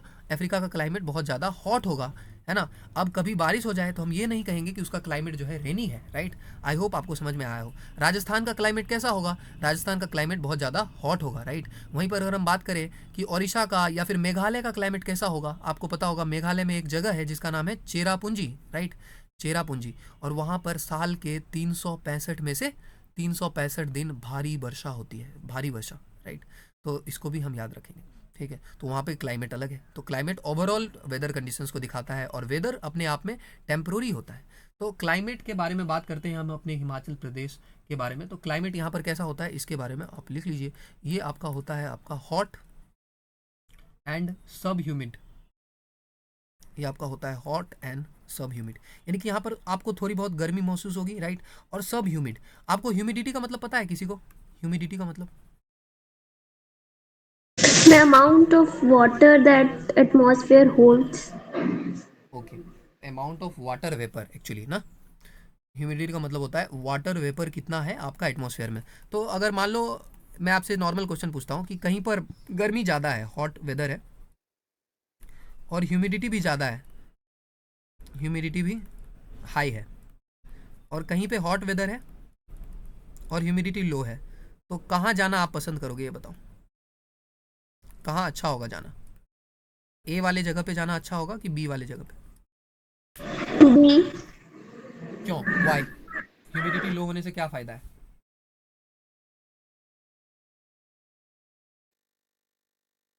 सी sir and ma'am, this is the question, why should you prefer low humidity?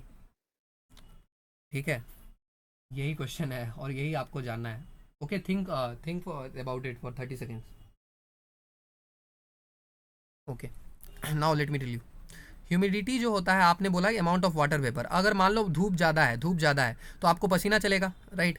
धूप ज़्यादा है तो आपको क्या चलेगा, पसीना चलेगा। और पसीना बाहर आपके शरीर से कब निकलेगा, जब अगर आपका ये मान लेते हैं ये हमारा बॉडी है, राइट, और यहाँ पर है हमारे सूरज चाचू, राइट, उसको बना लेते हैं, राइट, ये हमारे सूरज सर हो गए, राइट। और आपका यहाँ पर बहुत ज़्यादा ये धूप है, धूप, राइट। तो आपको पसीना चलेगा, और पसीना जब चलेगा तो वो बाहर तभी निकल पाएगा जब बाहर वाटर वेपर का कमी है, राइट। लेकिन अगर बाहर वाटर वेपर बहुत ज़्यादा है, सोचो अगर बाहर ही वाटर वेपर हाई है तो आपके शरीर से जो है पसीना नहीं बाहर आ पाएगा। और अगर आपके शरीर से पसीना बाहर नहीं आएगा यानी कि आपका जो बॉडी टेम्परेचर है वो मेंटेन नहीं हो पाएगा और आपका हालत और ख़राब हो जाएगा। इसीलिए आप प्रीफर करेंगे जहाँ ह्यूमिडिटी लो हो, मतलब इन्वायरमेंट में वाटर वेपर कम हो। इन्वायरमेंट में वाटर वेपर कम होगा तो आपको पसीना आएगा, पसीना आएगा तो आपका जो हीट वगैरह है वो शरीर से बाहर जाएगा। और इवेपोरेशन आपको पता होना चाहिए, साइंस में हम पढ़ेंगे कि जब इवेपोरेशन होता है तो उसका एक कूलिंग इफेक्ट होता है। इवेपोरेशन का आप कैसा इफेक्ट होता है, कूलिंग इफेक्ट, राइट।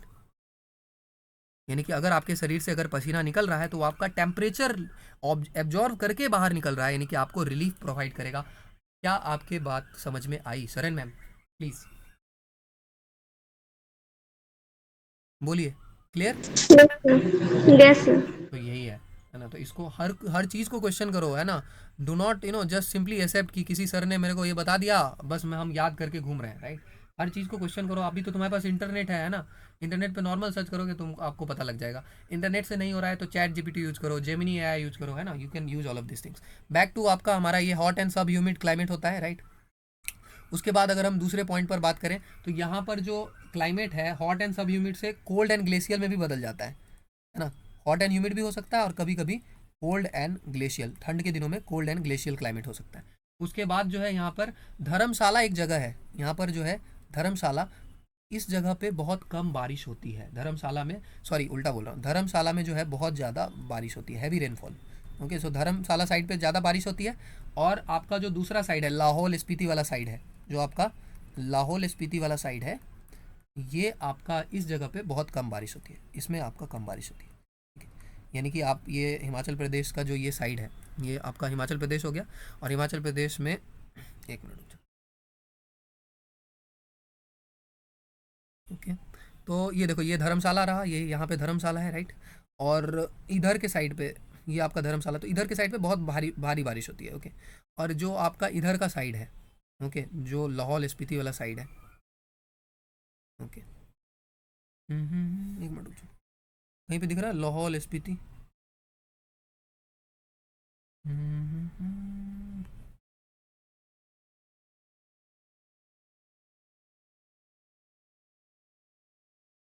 ओके, इसी में होगा कहीं ना कहीं, है ना। इसमें अभी पे तो सोने वाला, नो प्रॉब्लम।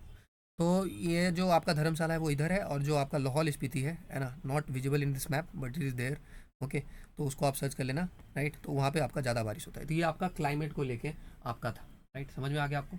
इसके अलावा अब अगर हम बात करें और भी चीज़ों पे हिमाचल प्रदेश के बारे में, तो ध्यान से सुनिए और हिमाचल प्रदेश में क्या क्या है जानने के लिए। सबसे अगला जो पॉइंट है वो है आपका हिमाचल प्रदेश के वेजिटेशन के बारे में,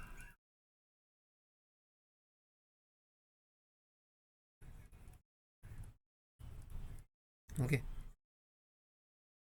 ठीक है। तो हिमाचल प्रदेश के 2 मिनट और हम हिमाचल प्रदेश को डिस्कस करते हैं, उसके बाद फिर हम आगे चले जाएंगे, है ना, और चीज़ों को डिस्कस करेंगे, है ना। देखो से मेरा मोटो क्या है, राइट, कि आपको जितने भी स्टेट है और जितना भी आपका कंट्री है उसके बारे में पता लग जाए, ये जो भी बैच है बाई उसमें। तो हम अगर अंदाज़ा लगा के चलें तो कितना स्टेट होगा ये बताओ। 28 तो स्टेट है हमारा, 28 स्टेट है, और 8 आपका है यूटी, ओके। तो 28 स्टेट है और 8 आपका है यूटी, तो ये टोटल 36 हो गया, राइट। हर स्टेट को, एक मिनट रुक जाना, हर स्टेट को अगर हम 2 दिन भी दें तो कितने दिन में कवर होगा, 72 डेज में, राइट। उसके बाद कंट्रीज़ कितना, एक बार सर्च करना, हाउ मेनी कंट्रीज़, 198। 198 है, ओके। तो 198 के लिए तो टाइम नहीं होगा, तो उसमें हमको मेजर कंट्री को वो करना पड़ेगा। 198 में हर कंट्री तो इंपॉर्टेंट होगा नहीं, राइट, है ना। अब टाइमोर लिस्टे कौन जाता है ना। कुछ कुछ कंट्री इंपॉर्टेंट होगा, जैसे कि है ना चाइना होगा, है ना, यूएसए होगा, ये सब। तो 198 कंट्री है। तो अब एक काम करते हैं, है ना, कि सबसे पहले हम इसको ही कवर कर लेते हैं, या तुम आप बताओ किस तरह से करना चाहिए, बताओ योर ओपिनियन। या मेरे पास एक प्लान है कि सबसे पहले हम या तो हम कर सकते हैं कि हम अपने जो है कंट्री उसको कवर कर लें, पहले इंडिया का पूरा कर लें, राइट। या फिर एक हमारे पास दूसरा प्लान है कि हम एक दिन इंडिया का करें, एक दिन इंडिया का करें, और उसके बाद जो है एक दिन ऑल्टरनेट डे पे हम वहाँ जाएं, वर्ल्ड पे जाएं, वर्ल्ड पे। तो क्या बेटर रहेगा बताओ?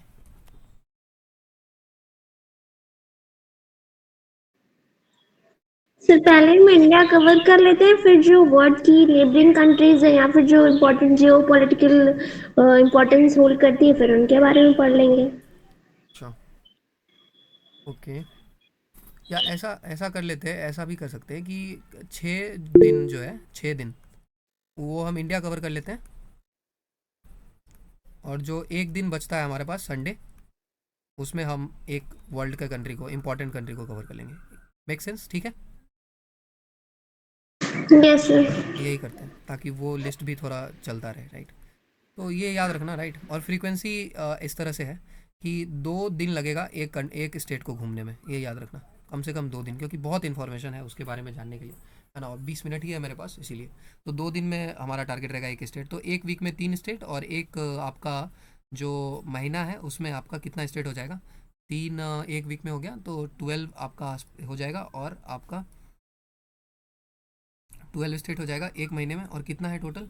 36 ना, तो 3 मंथ्स में आपका ये पूरा कवर हो जाएगा, नोट्स रेडी हो जाएगा। ओके, और उसके बाद कंट्री वगैरह जैसे ही ये ख़त्म होगा, उसके बाद हम इसको इसको बंद करके इस वाले को सिर्फ रोज़ देख लेंगे कितना इंपॉर्टेंट कंट्री कवर करना है, राइट। एक महीना के आसपास फिर भी बचेगा हमारे पास, है ना। तो उसके बाद वर्ल्ड में रोज़ दिन सिर्फ वर्ल्ड का ही कराऊंगा, तो दो करके मे बी, है ना, फ्रीक्वेंसी डिसाइड कर लेंगे, क्योंकि वर्ल्ड के बारे में उतना जानना वो जरूर भी नहीं होता। इंडिया के बारे में जितना पूछते हैं उतना वर्ल्ड के बारे में नहीं पूछता, राइट। तो वर्ल्ड के बारे में फ्रीक्वेंसी डिसाइड कर लेंगे, तो आप लिस्ट तब तक बन जाएगा कि कौन कौन सा इंपॉर्टेंट है। कम से कम पहले इंपॉर्टेंट वाले को कवर कर लेंगे। ऑलराइट, बात समझ में आ गया? Yes sir. चलो ठीक है फिर, अभी इतना ही रखते हैं। आज बहुत इन्फॉर्मेशन तुमको हिमाचल प्रदेश के बारे में बता दिया, राइट। अब और भी इन्फॉर्मेशन है, मैं आपको ये फ़ोटो भेज दूंगा, राइट। या फिर मैं आपको लिख देता हूँ, आप ये लिख लो आपको क्या सर्च करना है। अगर आप खुद सर्च करके लेके आ जाते हो तो बहुत अच्छी बात है, लिख लो इसको या स्क्रीनशॉट ले लो। मैं आपको लिख देता हूँ कि क्या क्या चाहिए, और फिर मैं आगे चलता हूँ, राइट। 15-20 मिनट आगे भी पढ़ा रहा है, फिजिक्स भी पढ़ाना है। ये सबसे पहले आपको सर्च करना है किसी भी स्टेट के बारे में, interesting facts and why famous for, क्यों फेमस है। उसके बाद जो है आपको सर्च करना है GK facts. GK fact search करना, आपका एक ये लिंक आएगा, GK facts about Himachal Pradesh, about Himachal Pradesh. आपका एक टेक्स्ट बुक का लिंक आएगा, उन लोगों ने एक कंपाइलेशन बना के रखा है सब कुछ के लिए, राइट। तो वो सर्च कर लेना, उसमें हर स्टेट के बारे में सब कुछ पॉइंट वाइज दिया हुआ है, तो आपको इधर उधर जाना नहीं पड़ेगा, राइट। तो वो जीके फैक्ट्स अबाउट हिमाचल प्रदेश। या फिर आप गूगल का जनरेटिव एआई यूज़ कर सकते हो, राइट। गूगल का जनरेटिव एआई वहीं पे आपके सर्च ऑप्शन में आएगा, उसको भी आप यूज़ कर सकते हो, जेमिनी एआई या जनरेटिव एआई। उसको आप बोलोगे कि tell me some facts about Himachal Pradesh, है ना, अबाउट कल्चर, तो उसको अगर आप बोलोगे अबाउट कल्चर बताओ तो अबाउट कल्चर बता देगा, राइट। ओके, तो गूगल का जनरेटिव एआई आप यूज़ कर सकते हो। उसके बाद फिर है आपका रिसेंट इन न्यूज, जैसे कि ये हिमाचल प्रदेश अभी रिसेंट क्यों न्यूज़ में रहा था, तो वो मैं आपको दिखा देता हूँ। एक मिनट। तो अभी हमारी देश की जो राष्ट्रपति हैं द्रौपदी मुर्मू मैम, वो गई थी हिमाचल प्रदेश। ये आपका न्यूज़ आर्टिकल हिंदुस्तान टाइम्स का है 4 मई का, राइट।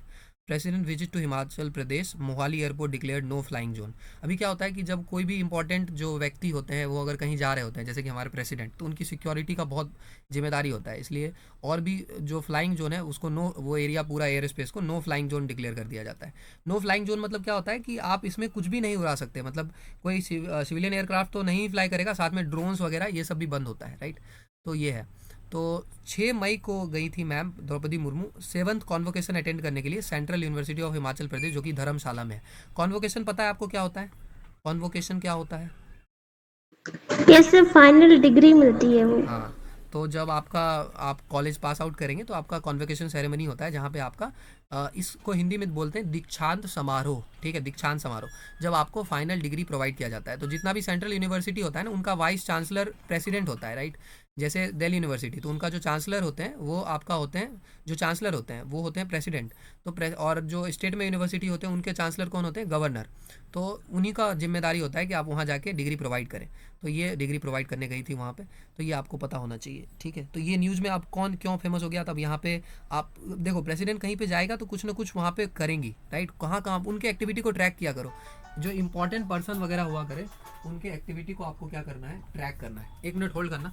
जैसे यहाँ पे तब तक मैं आपको एक सर्च करने देता हूँ, इसको सर्च करो। President will be landing at the airport on May 4 before living for Rashtrapati Nivas इन मसोरबा शिमला। एक बार ये सर्च करो कि राष्ट्रपति निवास क्या है। आपने राष्ट्रपति भवन सुना होगा, लेकिन राष्ट्रपति निवास नहीं सुना होगा। इसके बारे में सर्च करो। I am coming back.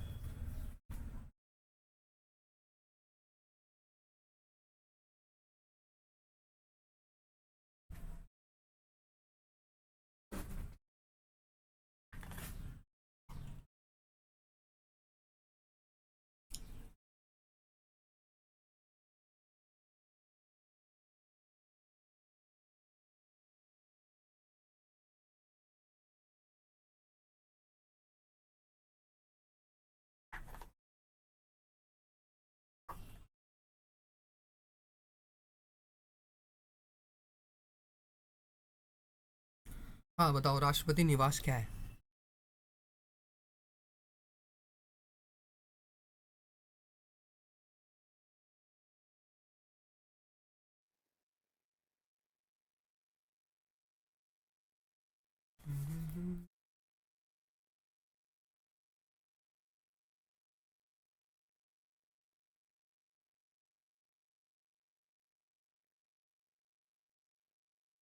अरे ऐसे सर्च करो, राष्ट्रपति निवास इन हिमाचल प्रदेश।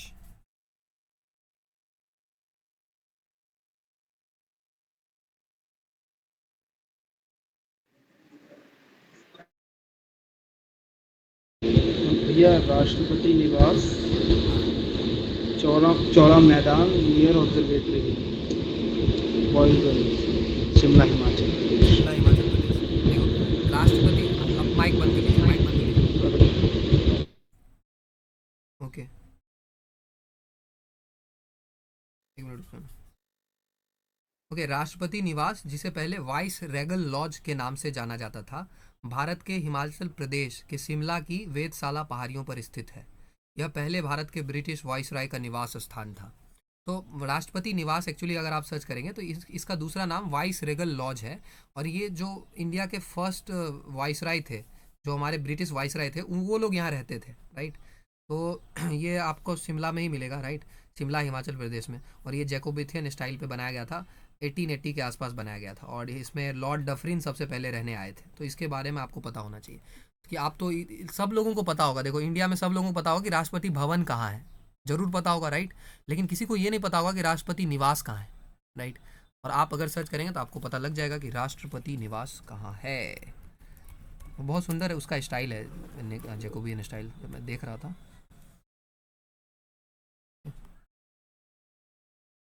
ये देखो, यही आपका वाइस रेगल लॉज है, या फिर आपका ये, और ये आपको यहीं पे मिलेगा, है ना। Rashtrapati Nivas is formerly known as viceregal lodge, is located on the observatory hills of Shimla, Himachal Pradesh, India. It was formerly the residence of the British Viceroy of India. It houses some of the most ancient articles, photographs going back to the times of British rule. और इसका 20 रुपये का ticket लगता है, अगर आप कभी जाओगे तो घूम सकते हो। यहाँ पर देखो, adult 20 rupees, children 5 rupees, foreign national 50 rupees, guided tour.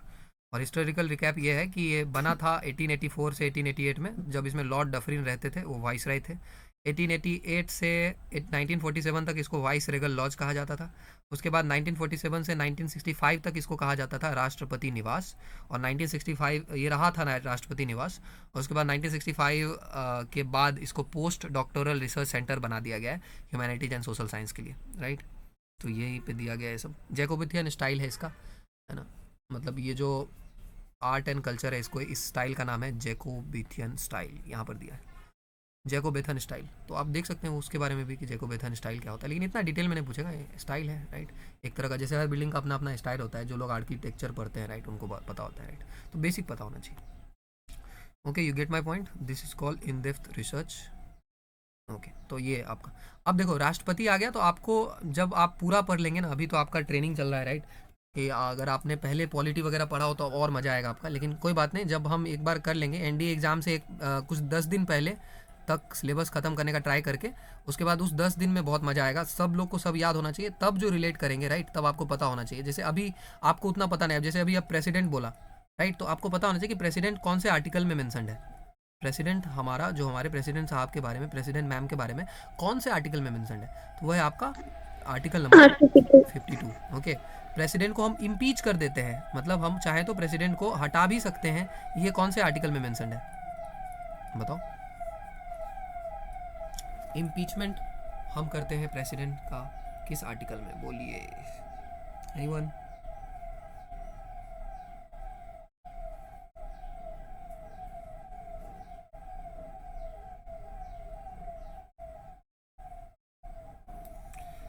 Article number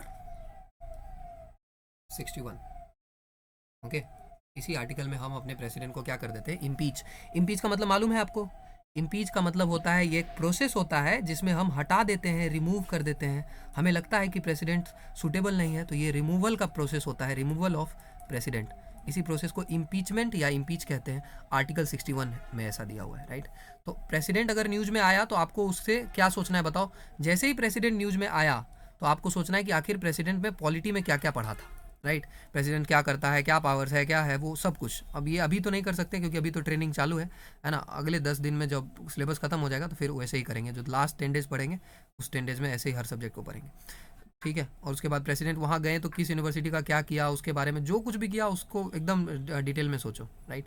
तो that is it, I hope आपको समझ में आया होगा राइट। ये आपका मोहाली है, मोहाली कहाँ है पता है, मोहाली, मोहाली में आपका एक क्रिकेट ग्राउंड भी है, मोहाली कहाँ है? पंजाब। मोहाली आपका पंजाब में है राइट, तो ये आपको याद होना चाहिए, ठीक है।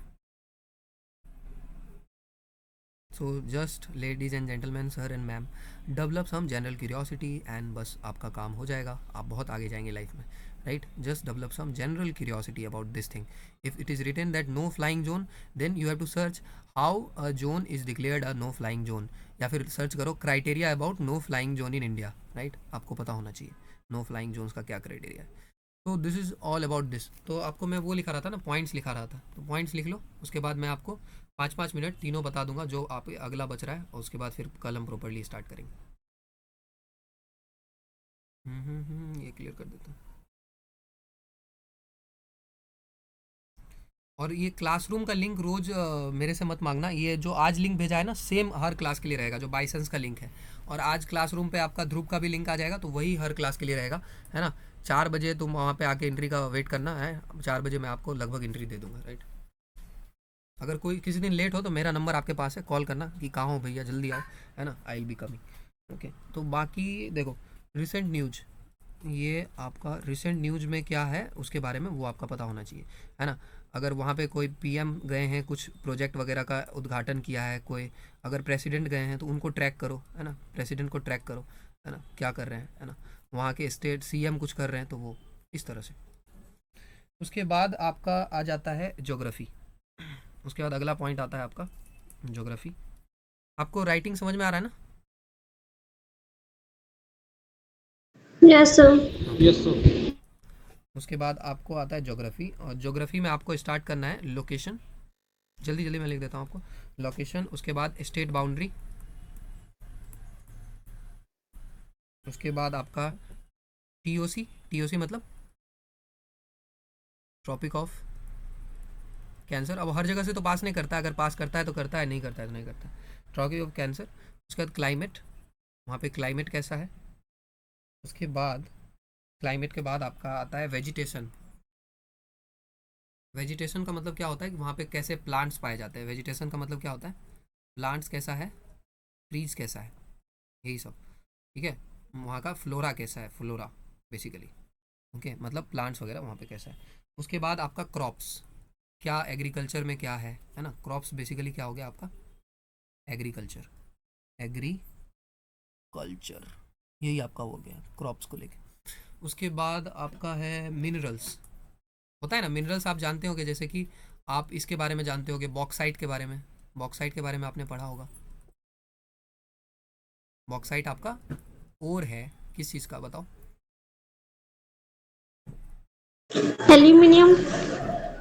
वेरी गुड, बॉक्साइट आपका एल्यूमिनियम का ओर है।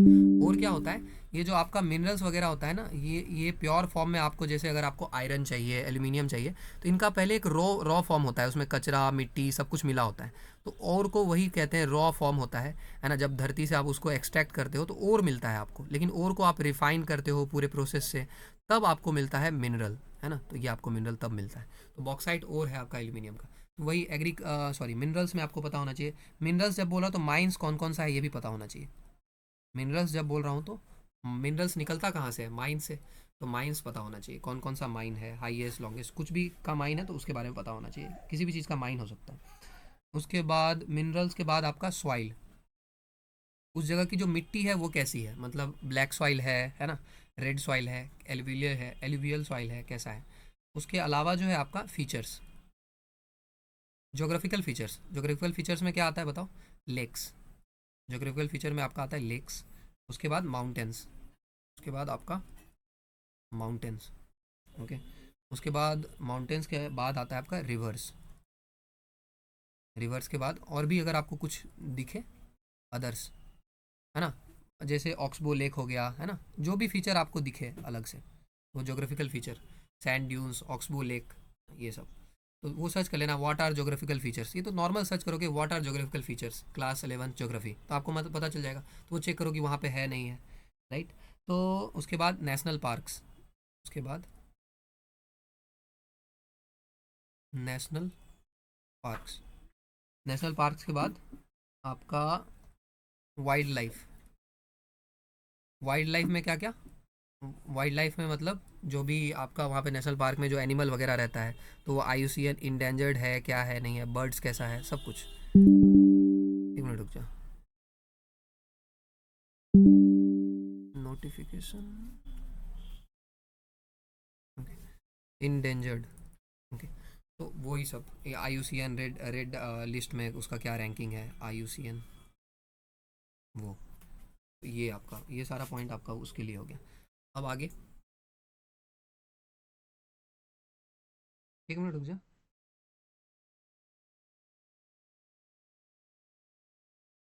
रुक जा रुक जा, अरे भैया।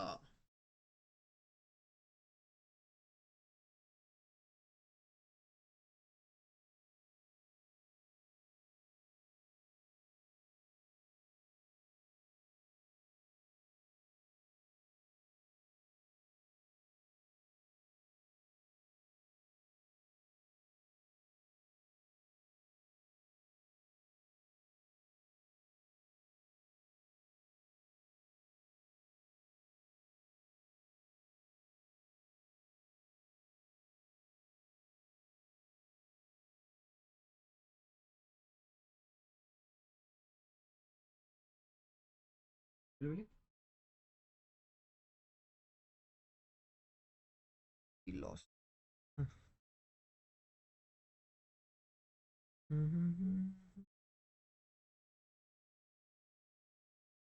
तुम्हारा व्हाट इज दिस लैपटॉप।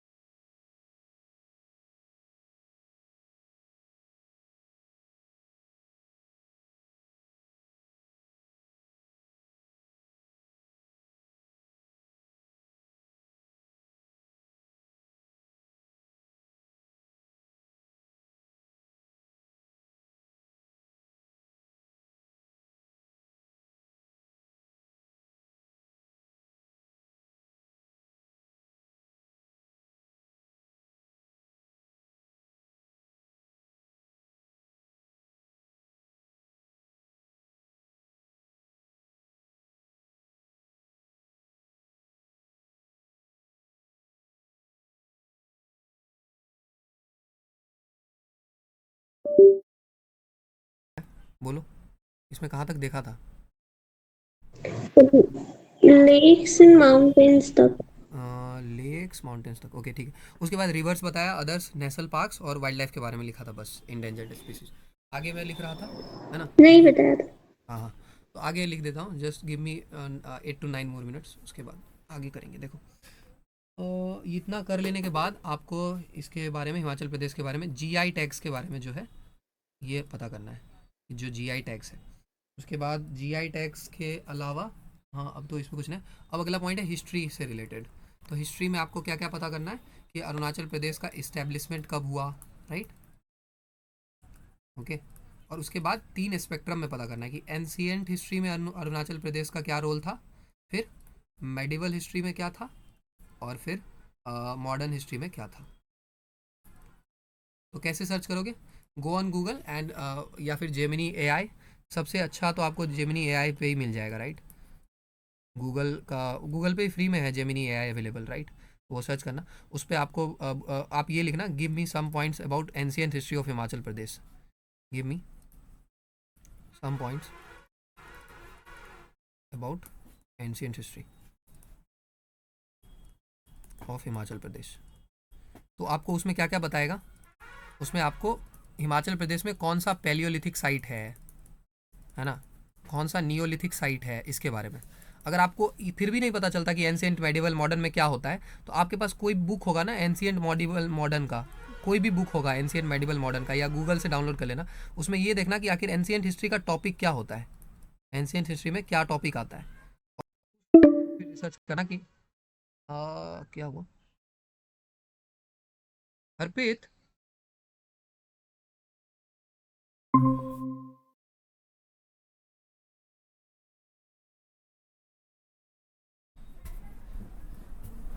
हाँ एक मिनट एक मिनट।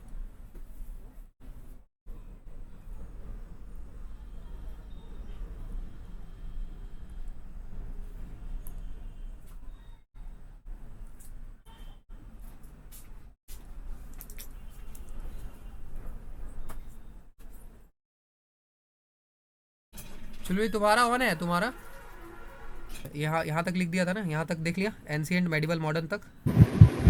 यस भैया। ओके, सो आपको क्या सर्च करना है कि कौन सा टॉपिक एंशियंट, जेमिनी ऐप पे जाओ, वहाँ पे लिखो give me some points about ancient history of Himachal Pradesh. उसके बाद कुछ आप ये देख लो कि एंशियंट हिस्ट्री में क्या टॉपिक आता है, मेडिवल हिस्ट्री में क्या टॉपिक आता है, मॉडर्न में क्या टॉपिक आता है। अगर आपके पास लिस्ट नहीं होगा तो I will provide you list on the classroom, ठीक है। लिस्ट अवेलेबल करवा दूंगा कहाँ पे, क्लासरूम पे, या तो आप खुद भी सर्च कर सकते हो कि क्या है ना, ओके। उसके बाद वो एंशियंट मेडिवल, जैसे इसमें पैलियोलिथिक साइड, मेडिवल में क्या होगा, कौन सा एरा आ जाता है मेडिवल में, मुगल पीरियड, ओके। उसके बाद लोधी डायनेस्टी, कुतुबुद्दीन ऐबक का, है ना, जो भी वो समय का पीरियड था हमारा इंडिया में, ओके। मराठा साम्राज्य, वो सब। और मॉडर्न हिस्ट्री में क्या, रिवॉल्ट, जो ब्रिटिशर्स आए थे, तो जब ब्रिटिशर्स भारत आए वहाँ से आगे, मतलब लास्ट मुगल एम्पायर बहादुर शाह जफर से आगे, बहादुर शाह जफर, वहाँ से आगे जब ब्रिटिशर्स आए तो उस समय क्या रोल रहा हिमाचल प्रदेश का, तो ये आपका हिस्ट्री में आ जाएगा। आगे एम्पायर्स वगैरह के बारे में पता होना चाहिए आपको।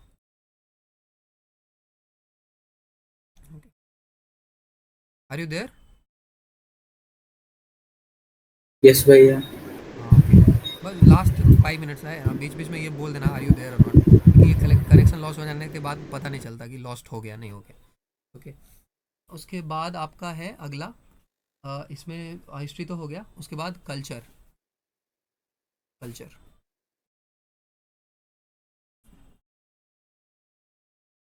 ये नंबर ऐसे ही कुछ भी लिख देता हूँ मैं, राइट। कल्चर, कल्चर में आपका क्या आता है, paintings, dance, music, festival, tribes, यही सब, ठीक है। Food, okay. बस बाकी तो क्या कहते हैं, बस हाँ ये इतना ही। और उसके बाद रिलीजन, क्या वो रिलीजन फॉलो होता है, बुद्धिज्म। ये जो बुद्धिज्म जैनिज्म है ना, बहुत इंपॉर्टेंट है, ठीक है। बुद्धिज्म जैनिज्म का अगर कहीं पे कुछ आए तो बुद्धिज्म जैनिज्म जरूर पढ़ लिया करना, ओके, क्योंकि इसका क्वेश्चन रेगुलर मिलेगा आपको। 5th नंबर पॉइंट पे आपका पॉलिटी, पॉलिटी में क्या क्या आएगा बताओ? पॉलिटी में आपका Lok Sabha seats, Lok Sabha seats and constituency.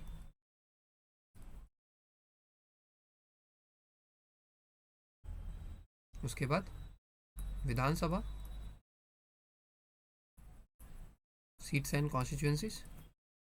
How many districts? Polity मतलब समझते हो? पॉलिटी मतलब होता है राज्य व्यवस्था, राइट, है ना? या फिर इसको, ये जो आपका पॉलिटी वाला फील्ड है, पॉलिटिकल साइंस, तो राजनीति शास्त्र।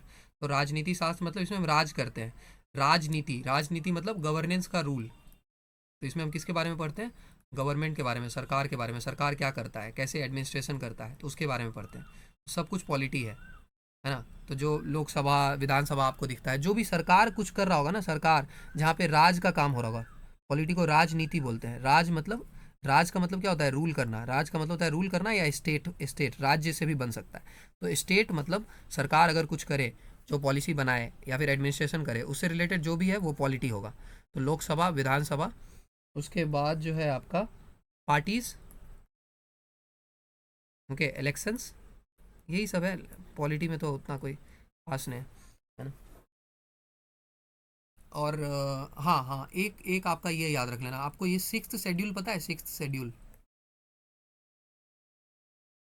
एनीवन? Yes, sir.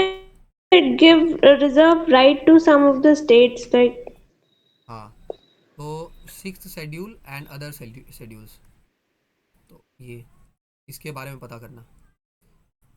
अभी लद्दाख में प्रोटेस्ट होने लग रहा है, लद्दाख में प्रोटेस्ट हो रहा है। उनका डिमांड किस शेड्यूल का पता है? उनका डिमांड है कि लद्दाख को इंक्लूड कर दो किस शेड्यूल में? सिक्स्थ शेड्यूल में। और सिक्स शेड्यूल में इंक्लूड क्यों करवाना चाहते हैं? क्योंकि जब सिक्स शेड्यूल में कोई स्टेट इंक्लूड हो जाता है ना, तो उसको स्पेशल राइट्स मिल जाता है एडीसी इस्टेब्लिश करने का, यानी ऑटोनोमस डिस्ट्रिक्ट काउंसिल, और खुद के गवर्नेंस को बहुत हद तक खुद मैनेज करने का राइट मिल जाता है। इसलिए सब लोग डिमांड करते हैं सिक्स शेड्यूल, सिक्स शेड्यूल का। तो लद्दाख में सोनम वांगचुक अभी प्रोटेस्ट कर रहे हैं इसी के लिए, राइट? तो वो आप याद रखेंगे। बाकी सिक्स शेड्यूल तो पॉलिटी का पॉइंट हो गया। उसके बाद कल्चर लिख दिया मैंने ऑलरेडी। उसके बाद अगला पॉइंट आपका इकोनॉमी, मतलब स्टेट में इंडस्ट्री कौन कौन सा है। इकोनॉमी का मेन तीन की पिलर होता है ना, बताओ कौन कौन सा? एक आपका होता है एग्रीकल्चर सेक्टर, इकोनॉमी में एक होता है आपका कौन सा सेक्टर? Agriculture sector. एक आपका होता है इंडस्ट्रीज या फिर मैन्युफैक्चरिंग सेक्टर। कौन सा सेक्टर? Manufacturing sector. और एक लास्ट होता है आपका, डू यू नो, एक लास्ट सेक्टर होता है आपका, बोलो। technical या फिर IT सेक्टर। हाँ, या सर्विसेज बोलते हैं उसको, ठीक है, ठीक है, सर्विसेज बोलते हैं। इसमें सब कुछ आ जाता है, ठीक है, स्कूल्स वगैरह, है ना, आईटी फील्ड, जो भी सर्विसेज प्रोवाइड करते हैं वो आ जाता है। तो किसी स्टेट की इकोनॉमी इन्हीं तीनों फैक्टर पे डिपेंड करती है। वहाँ पे खेती बाड़ी कितनी हो रही है, फसल से कितना हो रहा है ना, जो वहाँ पे फैक्ट्री वगैरह लग रहा है उससे कितने लोगों को रोज़गार मिल रहा है, वहाँ से क्या चीज़ें प्रोड्यूस हो रही हैं, एक्सपोर्ट क्या क्या हो रहा है। तो स्टेट का जीडीपी इसी से ग्रो होता है। सर्विसेज किस तरह का है वहाँ पे, है ना? तो वो जैसे कोटा में अभी देखो स्कूल्स वगैरह, इंस्टीट्यूट वगैरह बहुत ज़्यादा है आईटी को लेके, तो वहाँ से बहुत लोग बाहर से कोटा आते हैं। तो कोटा आते हैं तो ऑब्वियसली कोटा का इकोनॉमी क्या होता है? सर्विस सेक्टर के कारण ग्रो कर जाता है।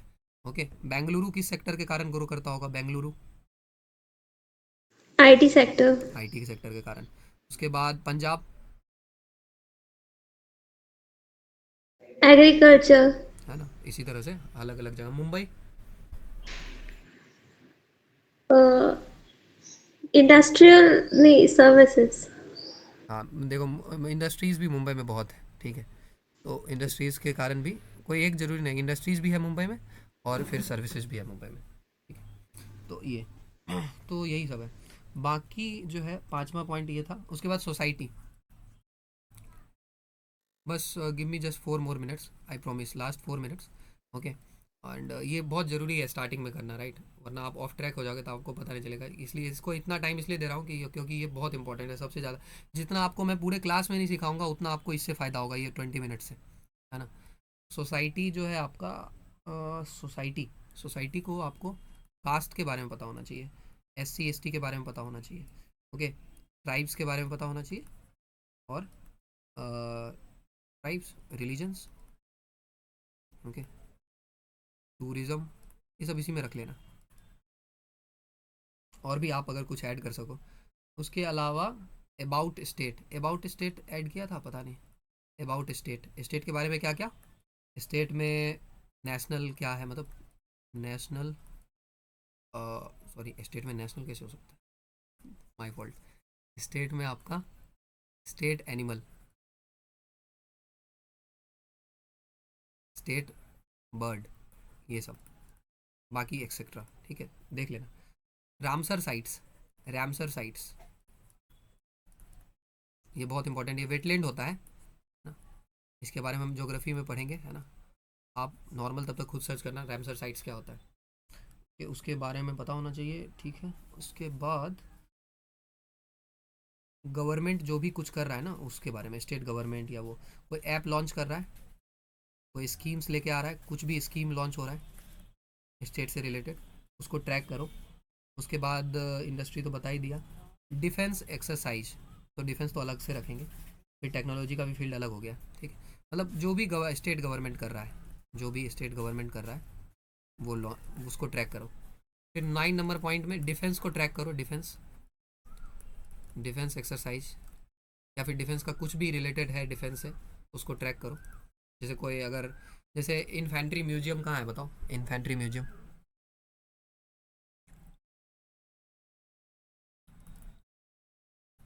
पता है इन्फेंट्री म्यूजियम कहाँ है?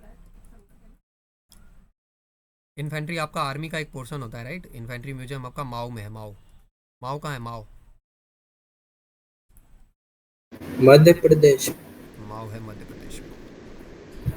तो ये आपका ये सब पता होना चाहिए। उसके बाद आपका इन्वायरमेंट से रिलेटेड पॉइंट, इन्वायरमेंट से रिलेटेड क्या पॉइंट होगा बताओ।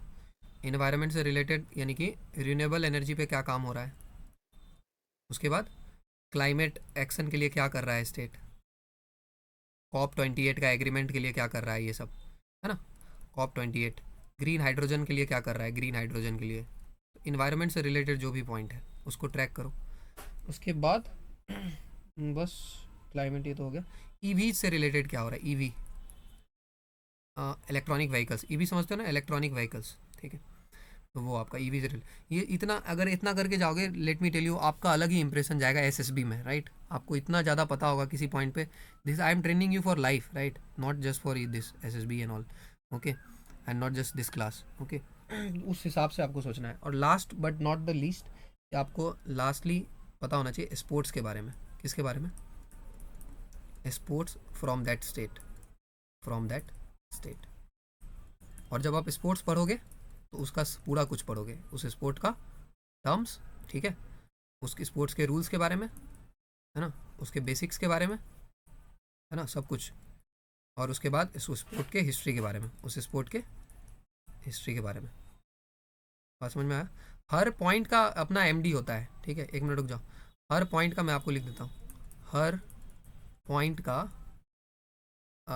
एमए होता है, एमए होता है। एमए मतलब multi dimensional analysis, multi dimensional analysis, वो आपको करना है, हर पॉइंट का multi dimensional analysis, MA.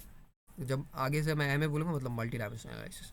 Sports में क्या टर्म्स है, क्या रूल्स है, बेसिक्स क्या, हिस्ट्री क्या है, इंडिया कितने बार जीता है, राइट, कौन विनर है, कौन टॉपर, गोल्ड मेडल कितना, ये अभी कौन जीत रहा है, राइट, स्पोर्ट्स में पहला बार क्या। अभी रिसेंट देखो, अभी पूछने का उनका तरीका डिफरेंट हो गया है कि रिसेंट में कोई न्यूज़ में आएगा तो आपसे करंट का स्टैटिक पूछते हैं। क्या पूछते हैं, करंट में कुछ न्यूज़ में रहा तो करंट का स्टैटिक पूछा जाएगा। करंट का स्टैटिक मतलब कि जो कुछ भी न्यूज़ में था उसका फर्स्ट बार कब हुआ था। जैसे अगर रिसेंटली कोई किसी ने मान लो वेट लिफ्टिंग में कुछ जीता, या फिर रिसेंटली इंडिया मान लो कि T20 वर्ल्ड कप अभी होने वाला है, वो जीत जाता है, तो आपसे क्या पूछेगा कि फर्स्ट बार कब हुआ था, कहाँ हुआ था, है ना, किसने जीता था, ये सब पूछा जाएगा। तो इसको बोलते हैं करंट का स्टैटिक, है ना। I hope you get my point, समझ में आ गया। बस इतना ही है। यस भैया। एक बार बता दो सब, Sanjana, Priyanshi, Manas and Priyanshu, alright. Yes, sir. Okay, बस तो खत्म है। Sanjana, Yes, sir. हाँ क्लियर, ओके। ये स्क्रीनशॉट ले लिया,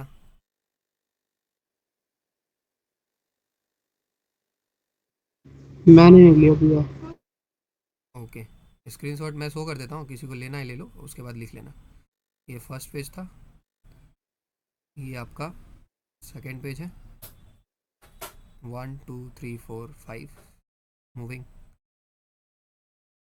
ये आपका अगला पेज है, 1 2 3 4 5 मूविंग। एंड ये आपका फर्स्ट पेज था, इसके आगे भी है, सॉरी 1 2 3 4 5 मूविंग। एंड ये भी है आपका 1 2 3 4 5 मूविंग। सो यही था, ठीक है। बाकी तो आज हम और आगे बढ़ नहीं पाए, राइट। कल से हम फिर आपको ऑलरेडी आपको पता चल गया है किस तरह से करेंगे, राइट, है ना। 2 दिन हम आपको 2 दिन आपको एक स्टेट को करेंगे, 2 दिन कवर करेंगे। जैसे आज हिमाचल प्रदेश का पहला दिन था, तो कल हिमाचल प्रदेश का अगला दिन होगा। उसके बाद 2 दिन में हम उसको कवर कर लेंगे। उसके बाद हम चलेंगे अगले स्टेट पर, इसी तरह से अगले स्टेट पे घूमते घूमते ऊपर से नीचे तक घूमेंगे।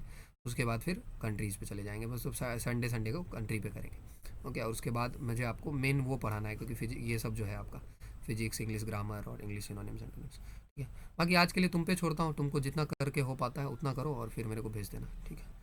और ये कभी कभी ये नेटवर्क वगैरह का इशू आएगा तो थोड़ा कोऑपरेट कर लेना, राइट, और उसमें थोड़ा एडजस्ट करके हम लोग कर लेंगे साथ में।